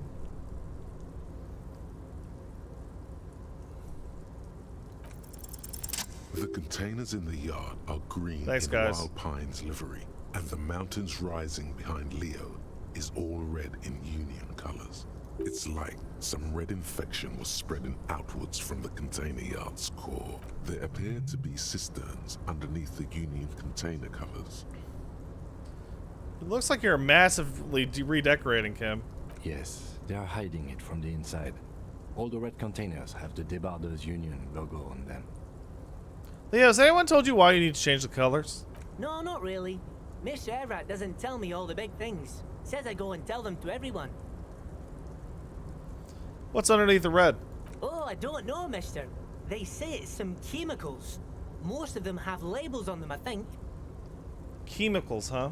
Thanks, Leo. You've been very helpful. Oh, no trouble at all, mister. No trouble at all. Where is everybody? Harbor's empty. Oh, most of the guys are down at the gates, keeping the scabs from coming in. We're on a strike. The whole union is. You don't have to work when you're on strike. Ha! We haven't worked for 2 months now. So no one is working? Not everyone is down there, of course.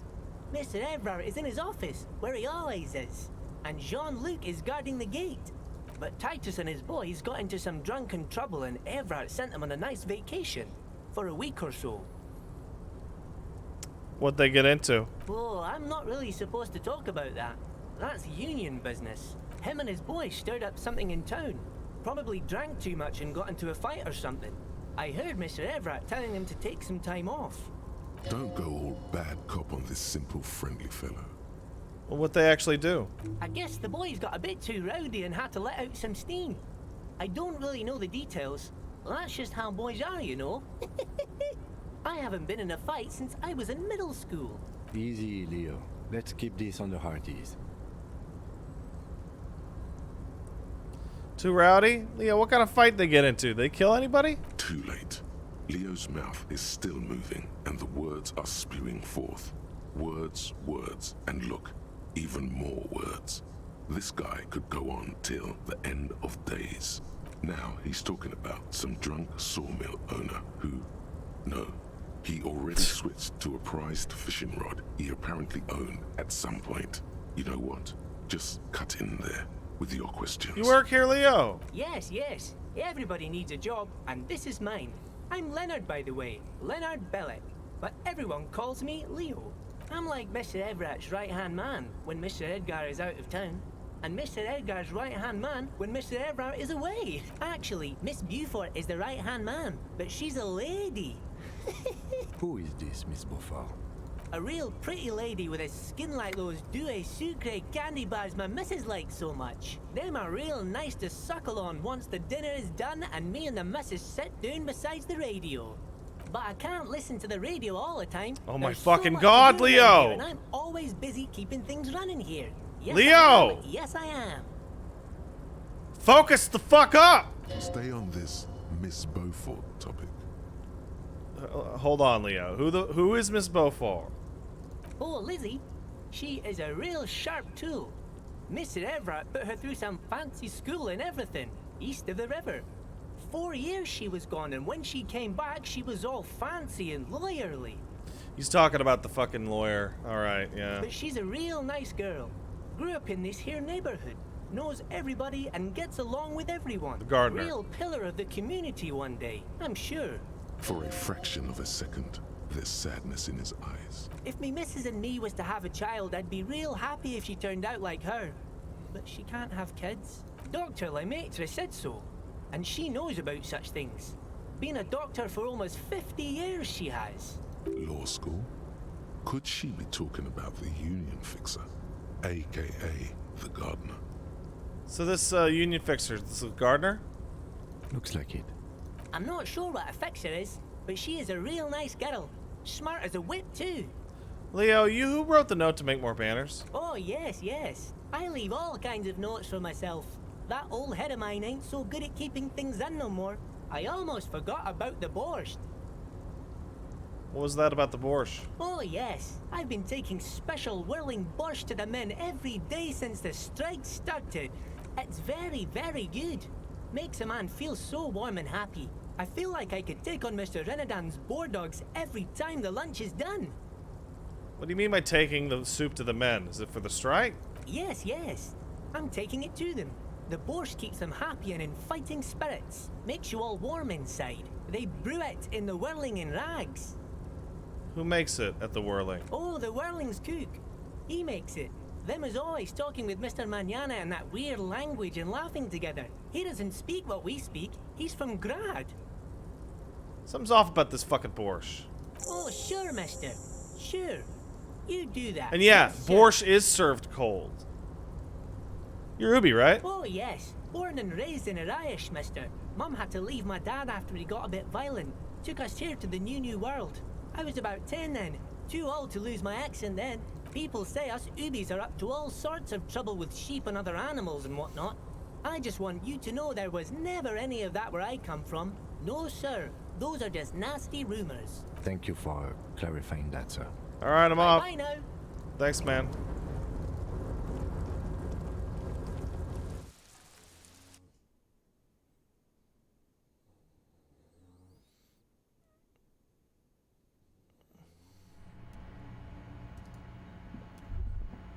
A large table with 2 huge vacuum-insulated thermal coffee dispensers.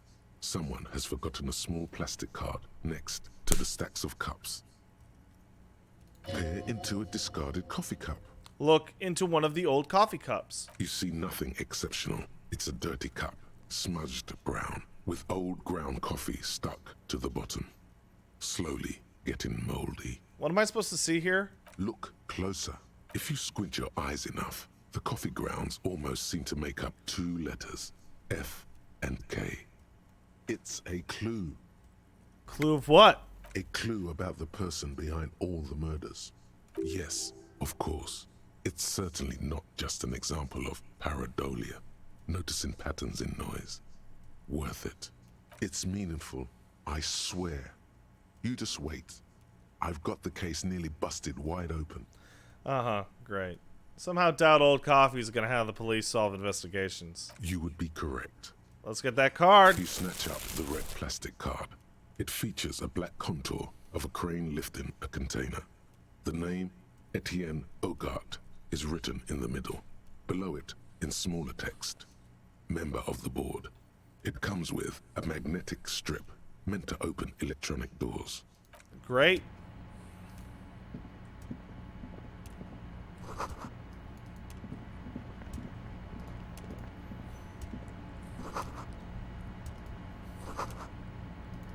Alright, well, we can escape, which means we can do the stuff Oh!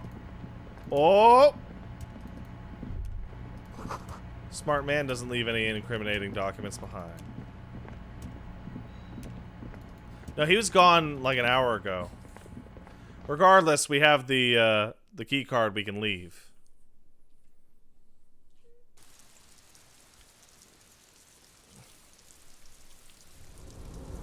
And we have plenty of time for the evening to talk to Kim about the pissing competition. And then deal with the body.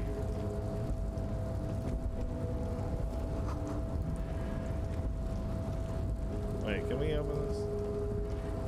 You're back before the cargo container. No reply. The knock produces a hot. You attempt to your left. The lieutenant considers.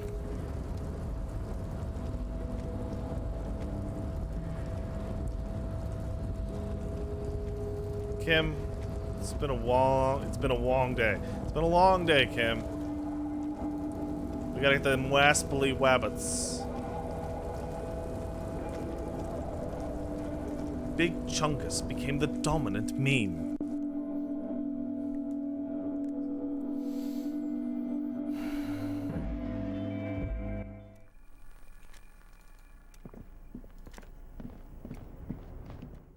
Yeah, that video is amazing.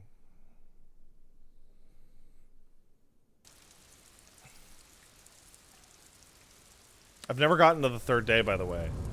In my original playthrough, I spoke to Everett for about 1 second and then died sitting down in the chair. I believe we have exhausted every single thing that I have ever done in my original playthrough already.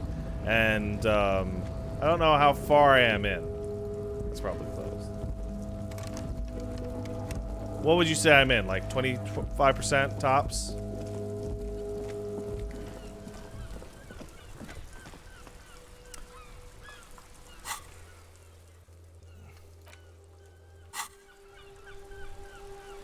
Or 10 days? Yeah, but you can finish it earlier, right?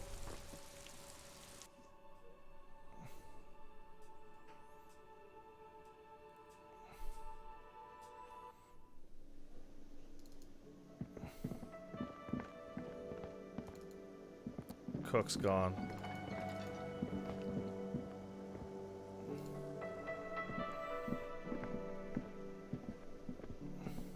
Can I help you? Another thing. Great. I love those. Get dead phone line? Yes, and the phone company is taking its sweet time sending someone to fix it. Losers. It's pretty strange. It's not strange, it's inconvenient. Is it true there's no foul play? Who told you that? Lena? Fine, yeah. It looked like someone had messed with the wiring. It was shortly after the hanging, but I don't know if it's at all related. Plenty of assholes around here who aren't murderers. If you do find out who cut the line, though, let me know so I can forward them the repair bill. All right. Yes? Kim, can we talk about a pissing contest? Yes. How do I do the pissing contest? Hold on.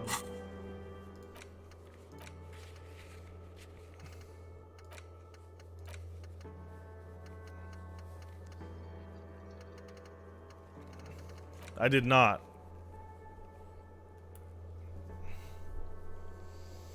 Ask him about this at the initial inspection. Yes? Tell me about the What case. do you want to know? Ah, now that we've inspected the scene, tell me more about the pissing competition. What's there to say? It's just stupidity. What kind of stupidity? The cop kind. Our precincts can't decide if Martinez is part of Jamrock or the Industrial Harbor. Yours or mine, as if we somehow own parts of the city. Typical street gang mentality. So we've let the Union make a mockery of law enforcement here. And now it's come to its natural conclusion. Oh, so this is a struggle over who runs Martinez? Well, sort of. It's less a matter of who gets to police Martinez than who has to. It's an orphan district, in other words. I think the dispatch desk just told both our stations about the hanging. There was quite the brouhaha at the 57th, I can tell you that. Time to settle it, they said. Cop off. But I assure you, I am not their finest or toughest, with 102 cases solved. What I am is least interested in a pissing competition. What's so special about Martinez? Martinez? Nothing. It's just a puddle at the end of some drain pipe. No one cares about this place. They care about sports. Most of our colleagues don't even know how to get here. North of the interchange doesn't exist. A tremble comes over you. Another after effect of ethanol poisoning, perhaps. Feels like leaves do when they rustle in the breeze, somewhere far away, below the turbine. The 41st and the 57th. The lieutenant was right. It's not about who gets what's north. It's about who doesn't. Wonder what this says about me that I was sent by my station.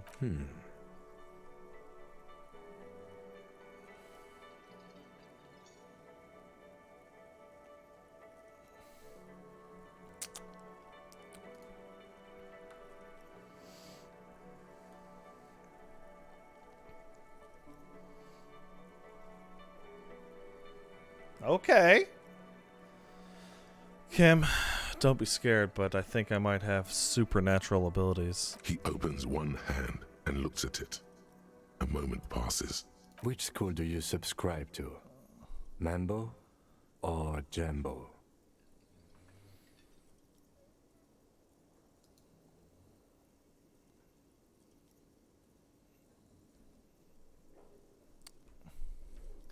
Which is the one where you hear your Thai talk to you, Kim? Mental illness. I have that. So, the 41st Precinct sent you because you are the most mentally ill out of all the officers at your station? No, it's not that bad. I'm sure we have officers that are much more mentally ill than me. Then why did they send you?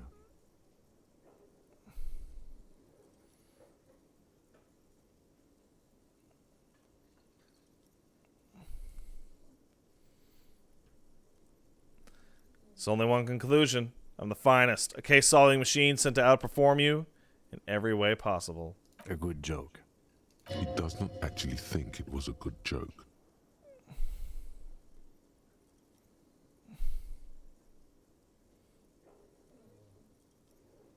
Of course it's a joke, dude. Look at me. How can I compete with you? You probably have tons of cases solved. And you're handsome. It's not that many. Officer, I'm sure you have a lot more cases solved. Now, was there anything else you wanted to ask about the competition? If not, we should move. Alright, enough of the competition then. Yes, it's a wholly pointless matter. Forget I ever mentioned it. He's actually glad it's addressed now.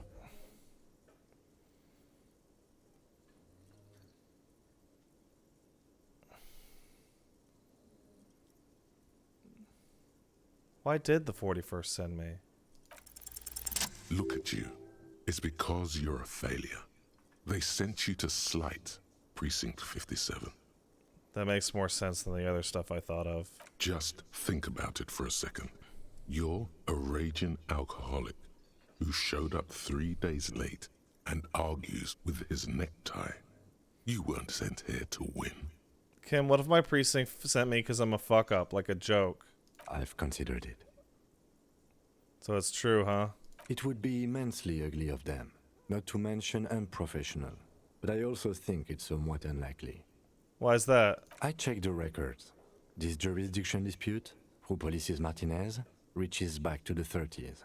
It's as old as my station. And all this time we can't decide who gets Martinez? I think, yes, both stations would prefer a win. Ha, so you are their finest. I am the finest of nothing. Do you really see me as a safe bet? Safe? No. But you're old. You've made it this far. Something has brought you through. We've only just started working together, so I don't know what it is yet. But it's there. So no, I don't think they sent you as a joke. And even if they did, they are in for a surprise. That's so sweet.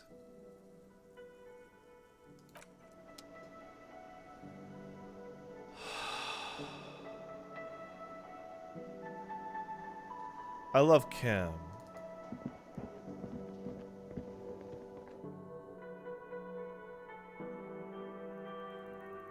Like, I feel about Kim as my partner in this game the same way I felt about Missile in Ghost Trick. Now that's some high fucking praise.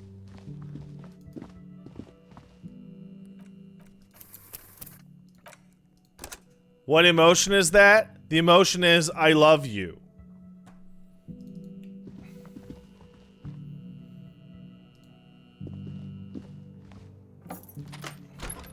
See you in the morning.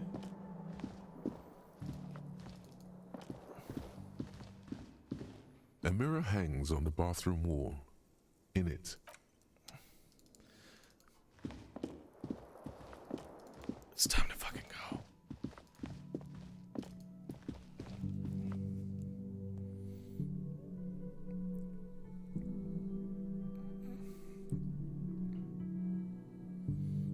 That's right, Mr. Pylon. It is Boots o'clock.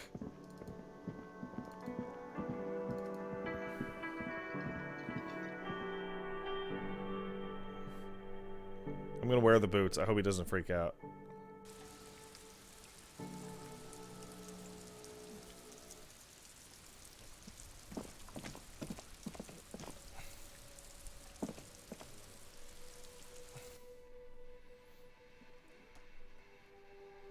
He can wear the boots too.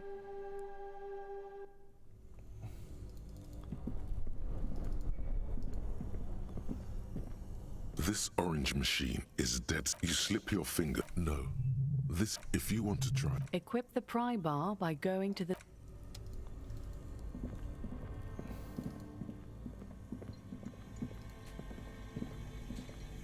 All right.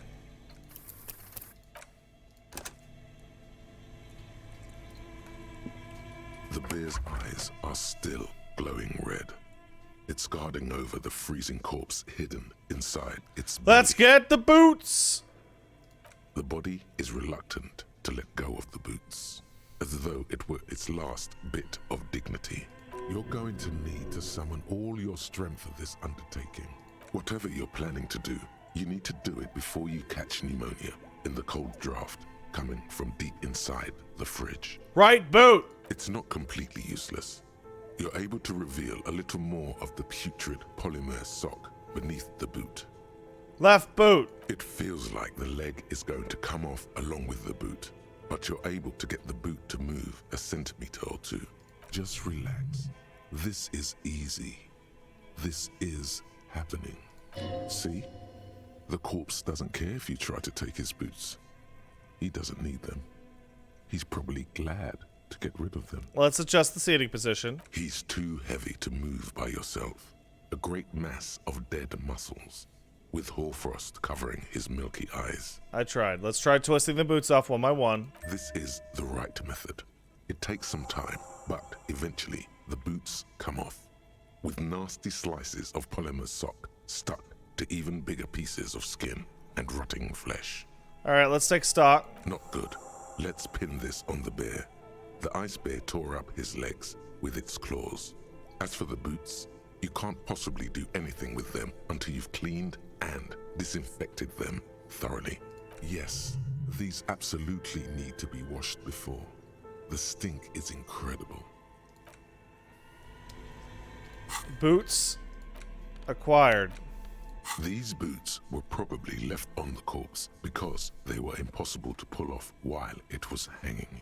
They're not exactly pleasant to look at right now, much less smell.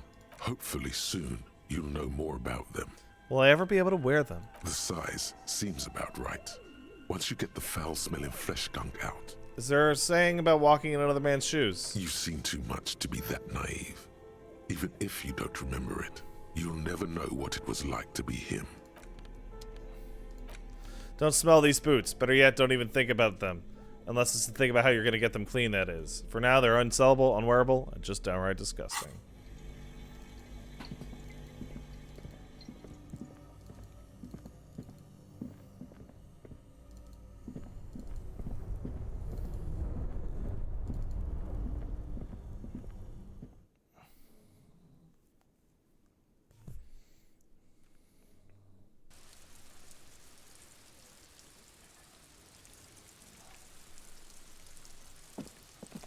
I wonder if we can siphon from his car. Wait, where's his car?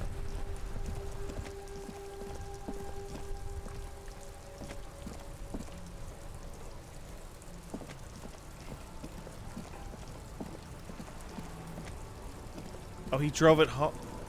He drove it home.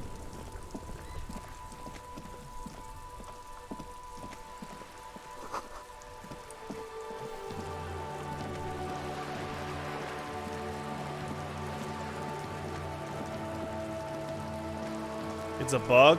Damn it.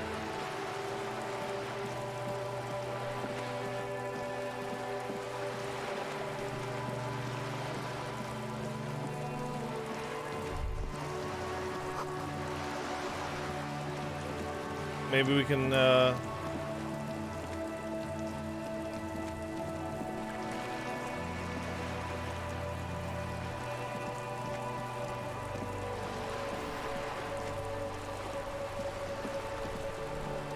You're back. Good. What can I help you with? No, I don't need to talk to you.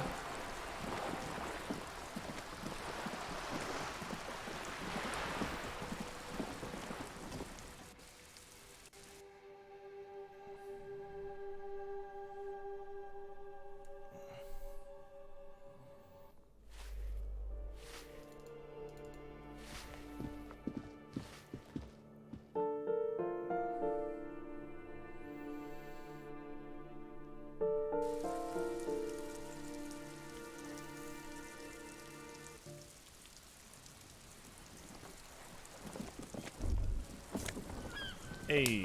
Ruination has come. The broken arches betray the once grand history of this building.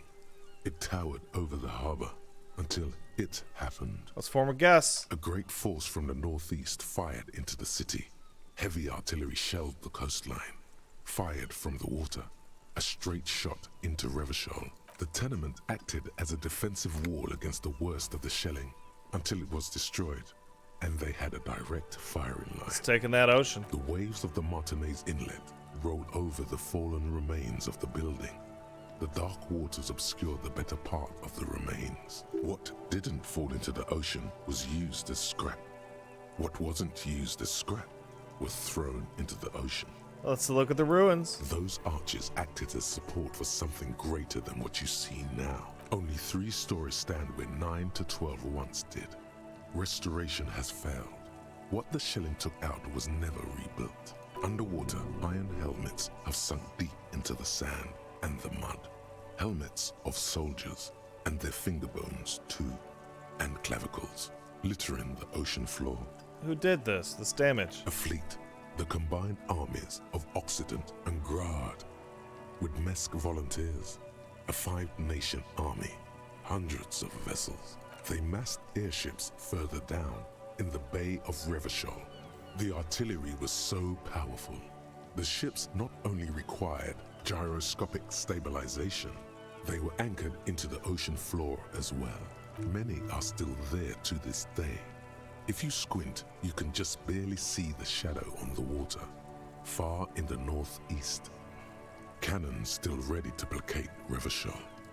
Man, fuck them. Fuck those people.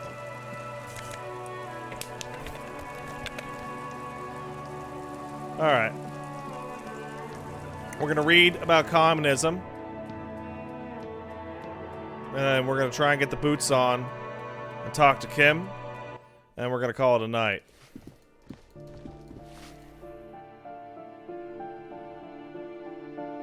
Oh, we're gonna wash our stink off too.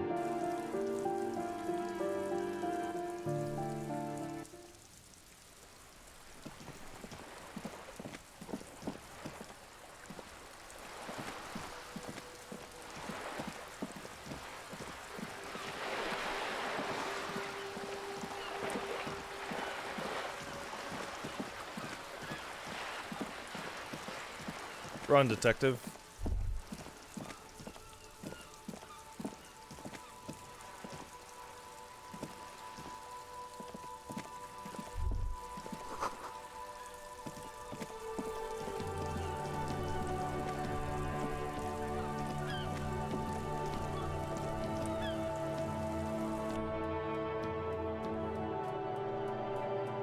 I wonder.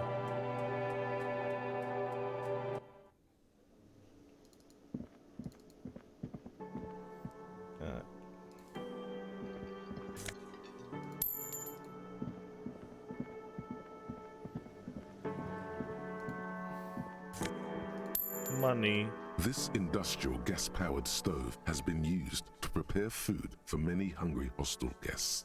There are several pots and pans on hand. Let's check out the cleaning supplies. There is a variety of soaps and bleaches in the cabinet to the left of the stove. There is also a bottle of white vinegar in the cabinet next to the fridge. It's bad with those boots. Don't be stingy now. Let's fucking just throw it all in there. The delicious smells of cheap soap and vinegar waft up from the pot. All right now, chef. Light up the stove and boil them. Let's check out the cookware first. A commercial pot draws your attention. It's very large, gigantic even. It could be used to make enough stew to feed an entire city, and also to boil a putrid pair of death boots. Far away, in the darkness of a makeshift morgue behind Station 41's Lazarus, Dr. Nix Gottlieb cuts into the cold, dead feet of a murder victim. The veins are oddly black. He suspects a neurotoxin. All right, add water and the boots to the pot. Let's bring it all to a nice boil. The strong smell of vinegar forces you to step away from the pot. The water slowly comes to a boil. Let's wait. Strips of polymer fabric and human tissue separate from the lining of the boots. They float to the bubbling surface. Wait some more. The boots look cleaner and cleaner. Those bits of human flesh are beginning to look cooked. You can smell it too, just like beef stew. A little more. That's it, chef. The boots are as clean as they're going to get. Steam, dense with the smell of strange meat, disappears into the vent above the stove. Let's dump the sock and flesh stew and examine your new boots. A pair of real beauties. The boots are shiny, hot, and reek of vinegar. Just perfect. Master chef out. Apricot chewing gum scented one. August 2nd, early late summer. You're getting off the streetcar in Le Jardin, east of the river. Her father and mother are middle class. The nylon of her little jacket rustles next to you in the dark like autumn leaves. Her heels click on the pavement. You're walking up to the gate in front of her parents' house. She takes out her chewing gum and you kiss her. A feeling like electricity flows through your whole body. Immediately, you know that you've entered a completely different world. My perception's at fucking 10. Appropriate for a guy whose channel is about staring at things.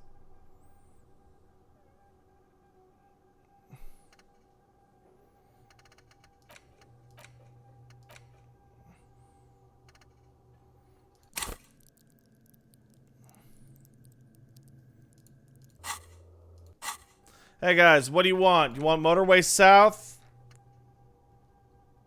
Or do you want some kind of superstar?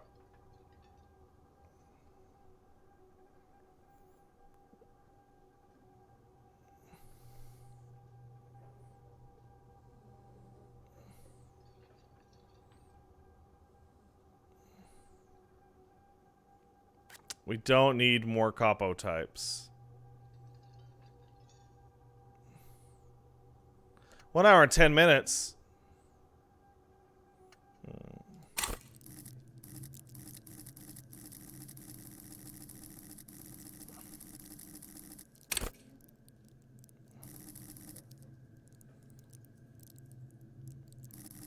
Well, I'm gonna go with Motorway South.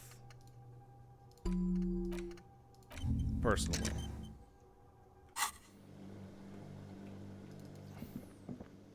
You see a heavy... The door doesn't...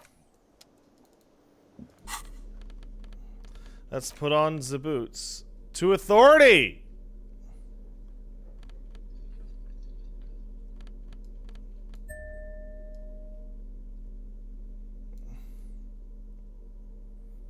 Finally balances out my fucking ledger.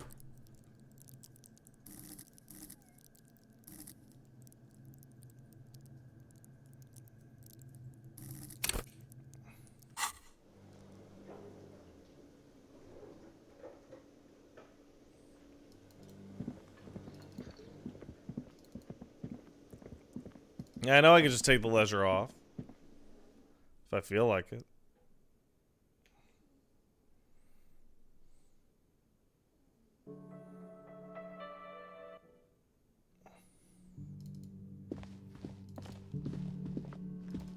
I'm not going to sell these boots. I tried really hard to get these boots. This is not the cleanest bathtub in the world, but it's cleaner than you are right now. Ah, that soap scum smell. It smells like life, at least compared to you. Let's run a bath. The bathtub slowly fills with water. The water beckons. The water is only lukewarm, but still comforting, like amniotic fluid. A few beer cans are bobbing up and down along your flanks, like sad duckies. You feel nice and lonely, and so tired. Gotta take the beer cans out. Now you are alone with your thoughts in the tub. But it's easier than being alone with your thoughts outside the tub. Let's imagine something. You see the corpse. You can still smell the cadaver on you. It's going to take more than one bath to get rid of that stench. Then, houses along a narrow street, a video rental, darkness on the planet's curvature. Linger in the tub. Your fingers grow pale and are covered with tiny whirls as the water cools. What are you doing? You're not some fat fish in a fucking aquarium. Time to get moving. Okay, fine, physical instrument. Jesus shit. The waterline recedes as you stand. You are cold now. Your clothes stick to your still moist skin. What an asshole.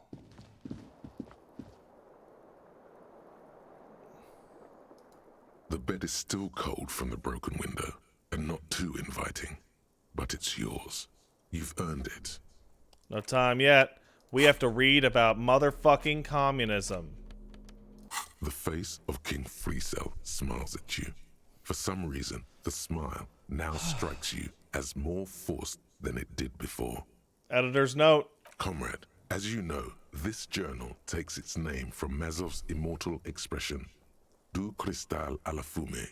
This was his way of describing the way the rigid, crystalline structures of capitalist ideology turn to smoke under communism. But, like the structures of capitalist ideology, we too are at risk of going à la fumée, unlike many publications which are content to spoon-feed their readers reassuring drivel. La Fumée is committed to telling the radical truth, even when that truth may drive away potential subscribers. Only 4 issues in, it sounds like they've already alienated their readership. So please, if you value our radical Mazovian perspective on contemporary politics, culture, and international affairs, please consider subscribing today. Yours in struggle, the editors. You flip back to the front of the magazine. The table of contents unfolds before you. Tell me about international developments. This section includes a long, tedious critique of the latest round of free trade negotiations between the EPIS nations and the Free State of Semenine. You also skip over an article about heavy fuel oil smuggling along the Messina border, something about bear wrestling in Samara, book riots in Yugograd. Face it, you really aren't interested in foreign affairs. You're not even sure where most of these countries are. You flip back to the front of the magazine. The table of contents unfolds before you. What is Kunst und Kultur? It takes a moment, but gradually it dawns on you that Kunst und Kultur must mean arts and culture. Why they decided to title this section of Valder is beyond you. It evokes a sense of recognition and fellowship among those privileged enough to understand. As you leaf through this section, you come across several reviews of recent radio plays, as well as a brief artist spotlight featuring a local artist identified only as CS. The main feature, though, is a long essay titled Tip Top Tournée, a critical Mazovian perspective. Let's read CS's profile. This so-called artist spotlight is really just a brief Q&A, made all the briefer by the subject's evident hostility to her interviewer. Alright, what's the tip-top tournée? The actual article is surprisingly light on details, but after skimming a page or two, you gather that it has something to do with motor carriage racing. If you don't follow it, you only ever hear about the ludicrous sponsorships and obscene death toll. Alright, let's see what the commies have to say about Tip Top. You think you're settling in for a relaxing recap of the most recent season, maybe sprinkled with some nice anecdotes about a few of the more colorful drivers. Instead, you find yourself skimming a 10,000-word feature about all the politically problematic aspects of Tip Top Tournée. Like what? Where to even start? For one, there's the crass commercialism of its sponsorships. And then there's the practically criminal emphasis on deadly motor crashes. Who wrote this? Oddly enough, this article has 2 bylines. Nasteb Encolada Bernal and Exilus Buka. There's no way those are real names. Why aren't they real names? Have you ever met anyone named Exilus? Come on, They're plainly pseudonyms. What's wrong with a good motor crash? Keeps it interesting. And that precisely is what's problematic about it. Were it not for the promise of random, spectacular violence, audiences would quickly lose interest. At the end of the day, it's the destruction of these 750,000 real races that you're really watching for. You're right. I really am just in it for the violence. You see, one cannot avoid the conclusion that Tip Top Tourney is simply the apotheosis of spectacular entertainment under capitalism. You flip back to the front of the magazine. The table of contents unfolds before you. What do you mean by local concerns? Unsurprisingly, much of this section is taken up with articles declaring unqualified support for the dock workers' strike. You skim the headlines. Paint the harbor red and white. Martinez tames the wild pines. A city in revolt. First, we take Martinez. Then we take La Delta. Finally, there's a brief article by the writer, G. Martin, accusing the owner of the Cape Side apartments of illegally attempting to evict certain communist tenants simply for not having paid their rent.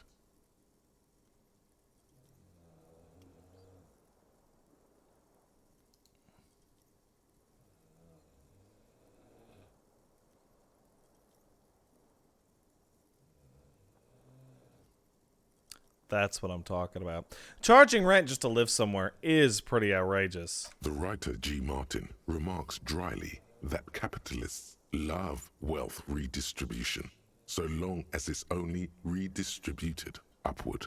That's good. I like that. I like that. You flip back to the front of the magazine. The table of contents unfolds before you. All right. Magazine away. I believe we're done for the night. So we'll start tomorrow. Or not tomorrow, the next time, with whatever dream sequence that we're about to hit. Don't forget the big book. What big book? I'll read it later. All right, thanks guys for coming out. Appreciate it. I'm now too warm in my shirt, so give me a second.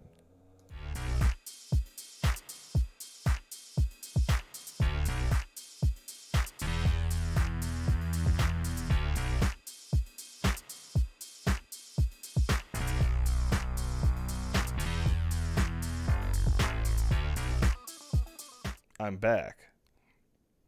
Hope you guys had fun. This game's great. You should go buy it, by the way. Just a heads up. Just a heads up. I want to kiss Kim on the mouth and on the penis.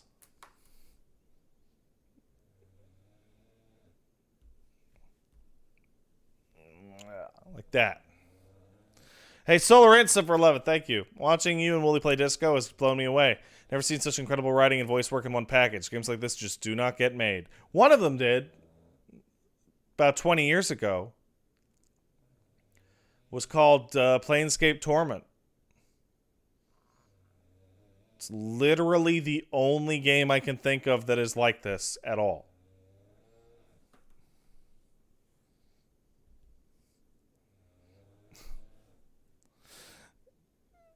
Moon King, sub for 22. You rock, Pat. Thanks for the good times. You're welcome. Third Wells kicked in $5. Tofu for new DBD Survivor or Riot. That would be great.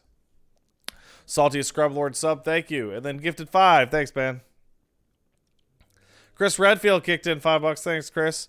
Consider the following. Dead by Daylight introduces the new survivor, Leon Kennedy. New killer is Chris Redfield, who needs his blood to continue the Redfield bloodline, but he can't quite tell Leon apart from the other survivors. I like that. That's good. Ayoko kicked in $5. Thanks, Ayoko. Suddenly getting in the conversation about the Pale, and I'm wondering when Nyarlathotep is going to pop up and drag your ass to Lang. Yeah, it definitely adds a real mystical edge to the whole thing. Armandog kicked in 6 months. Thank you.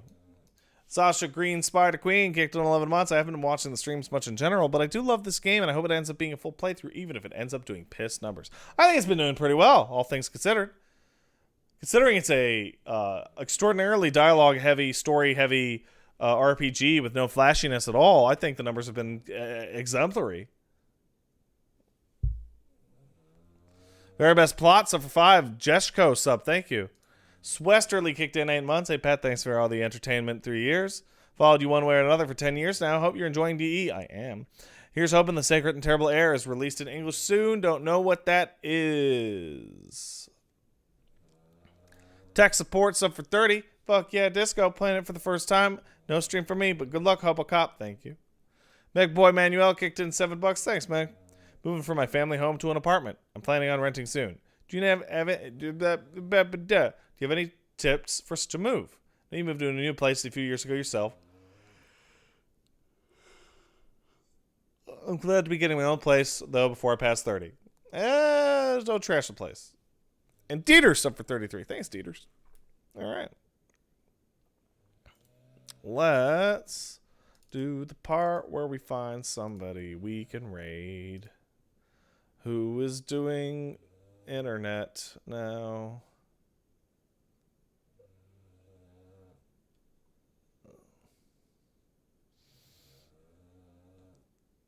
Who is doing an internet? What is this? You know what? Why don't you go say hi to Roz for me? She's doing some kind of Zelda speedrun shit like she do.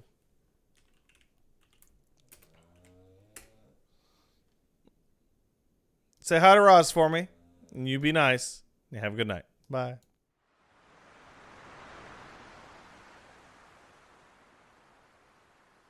Shut the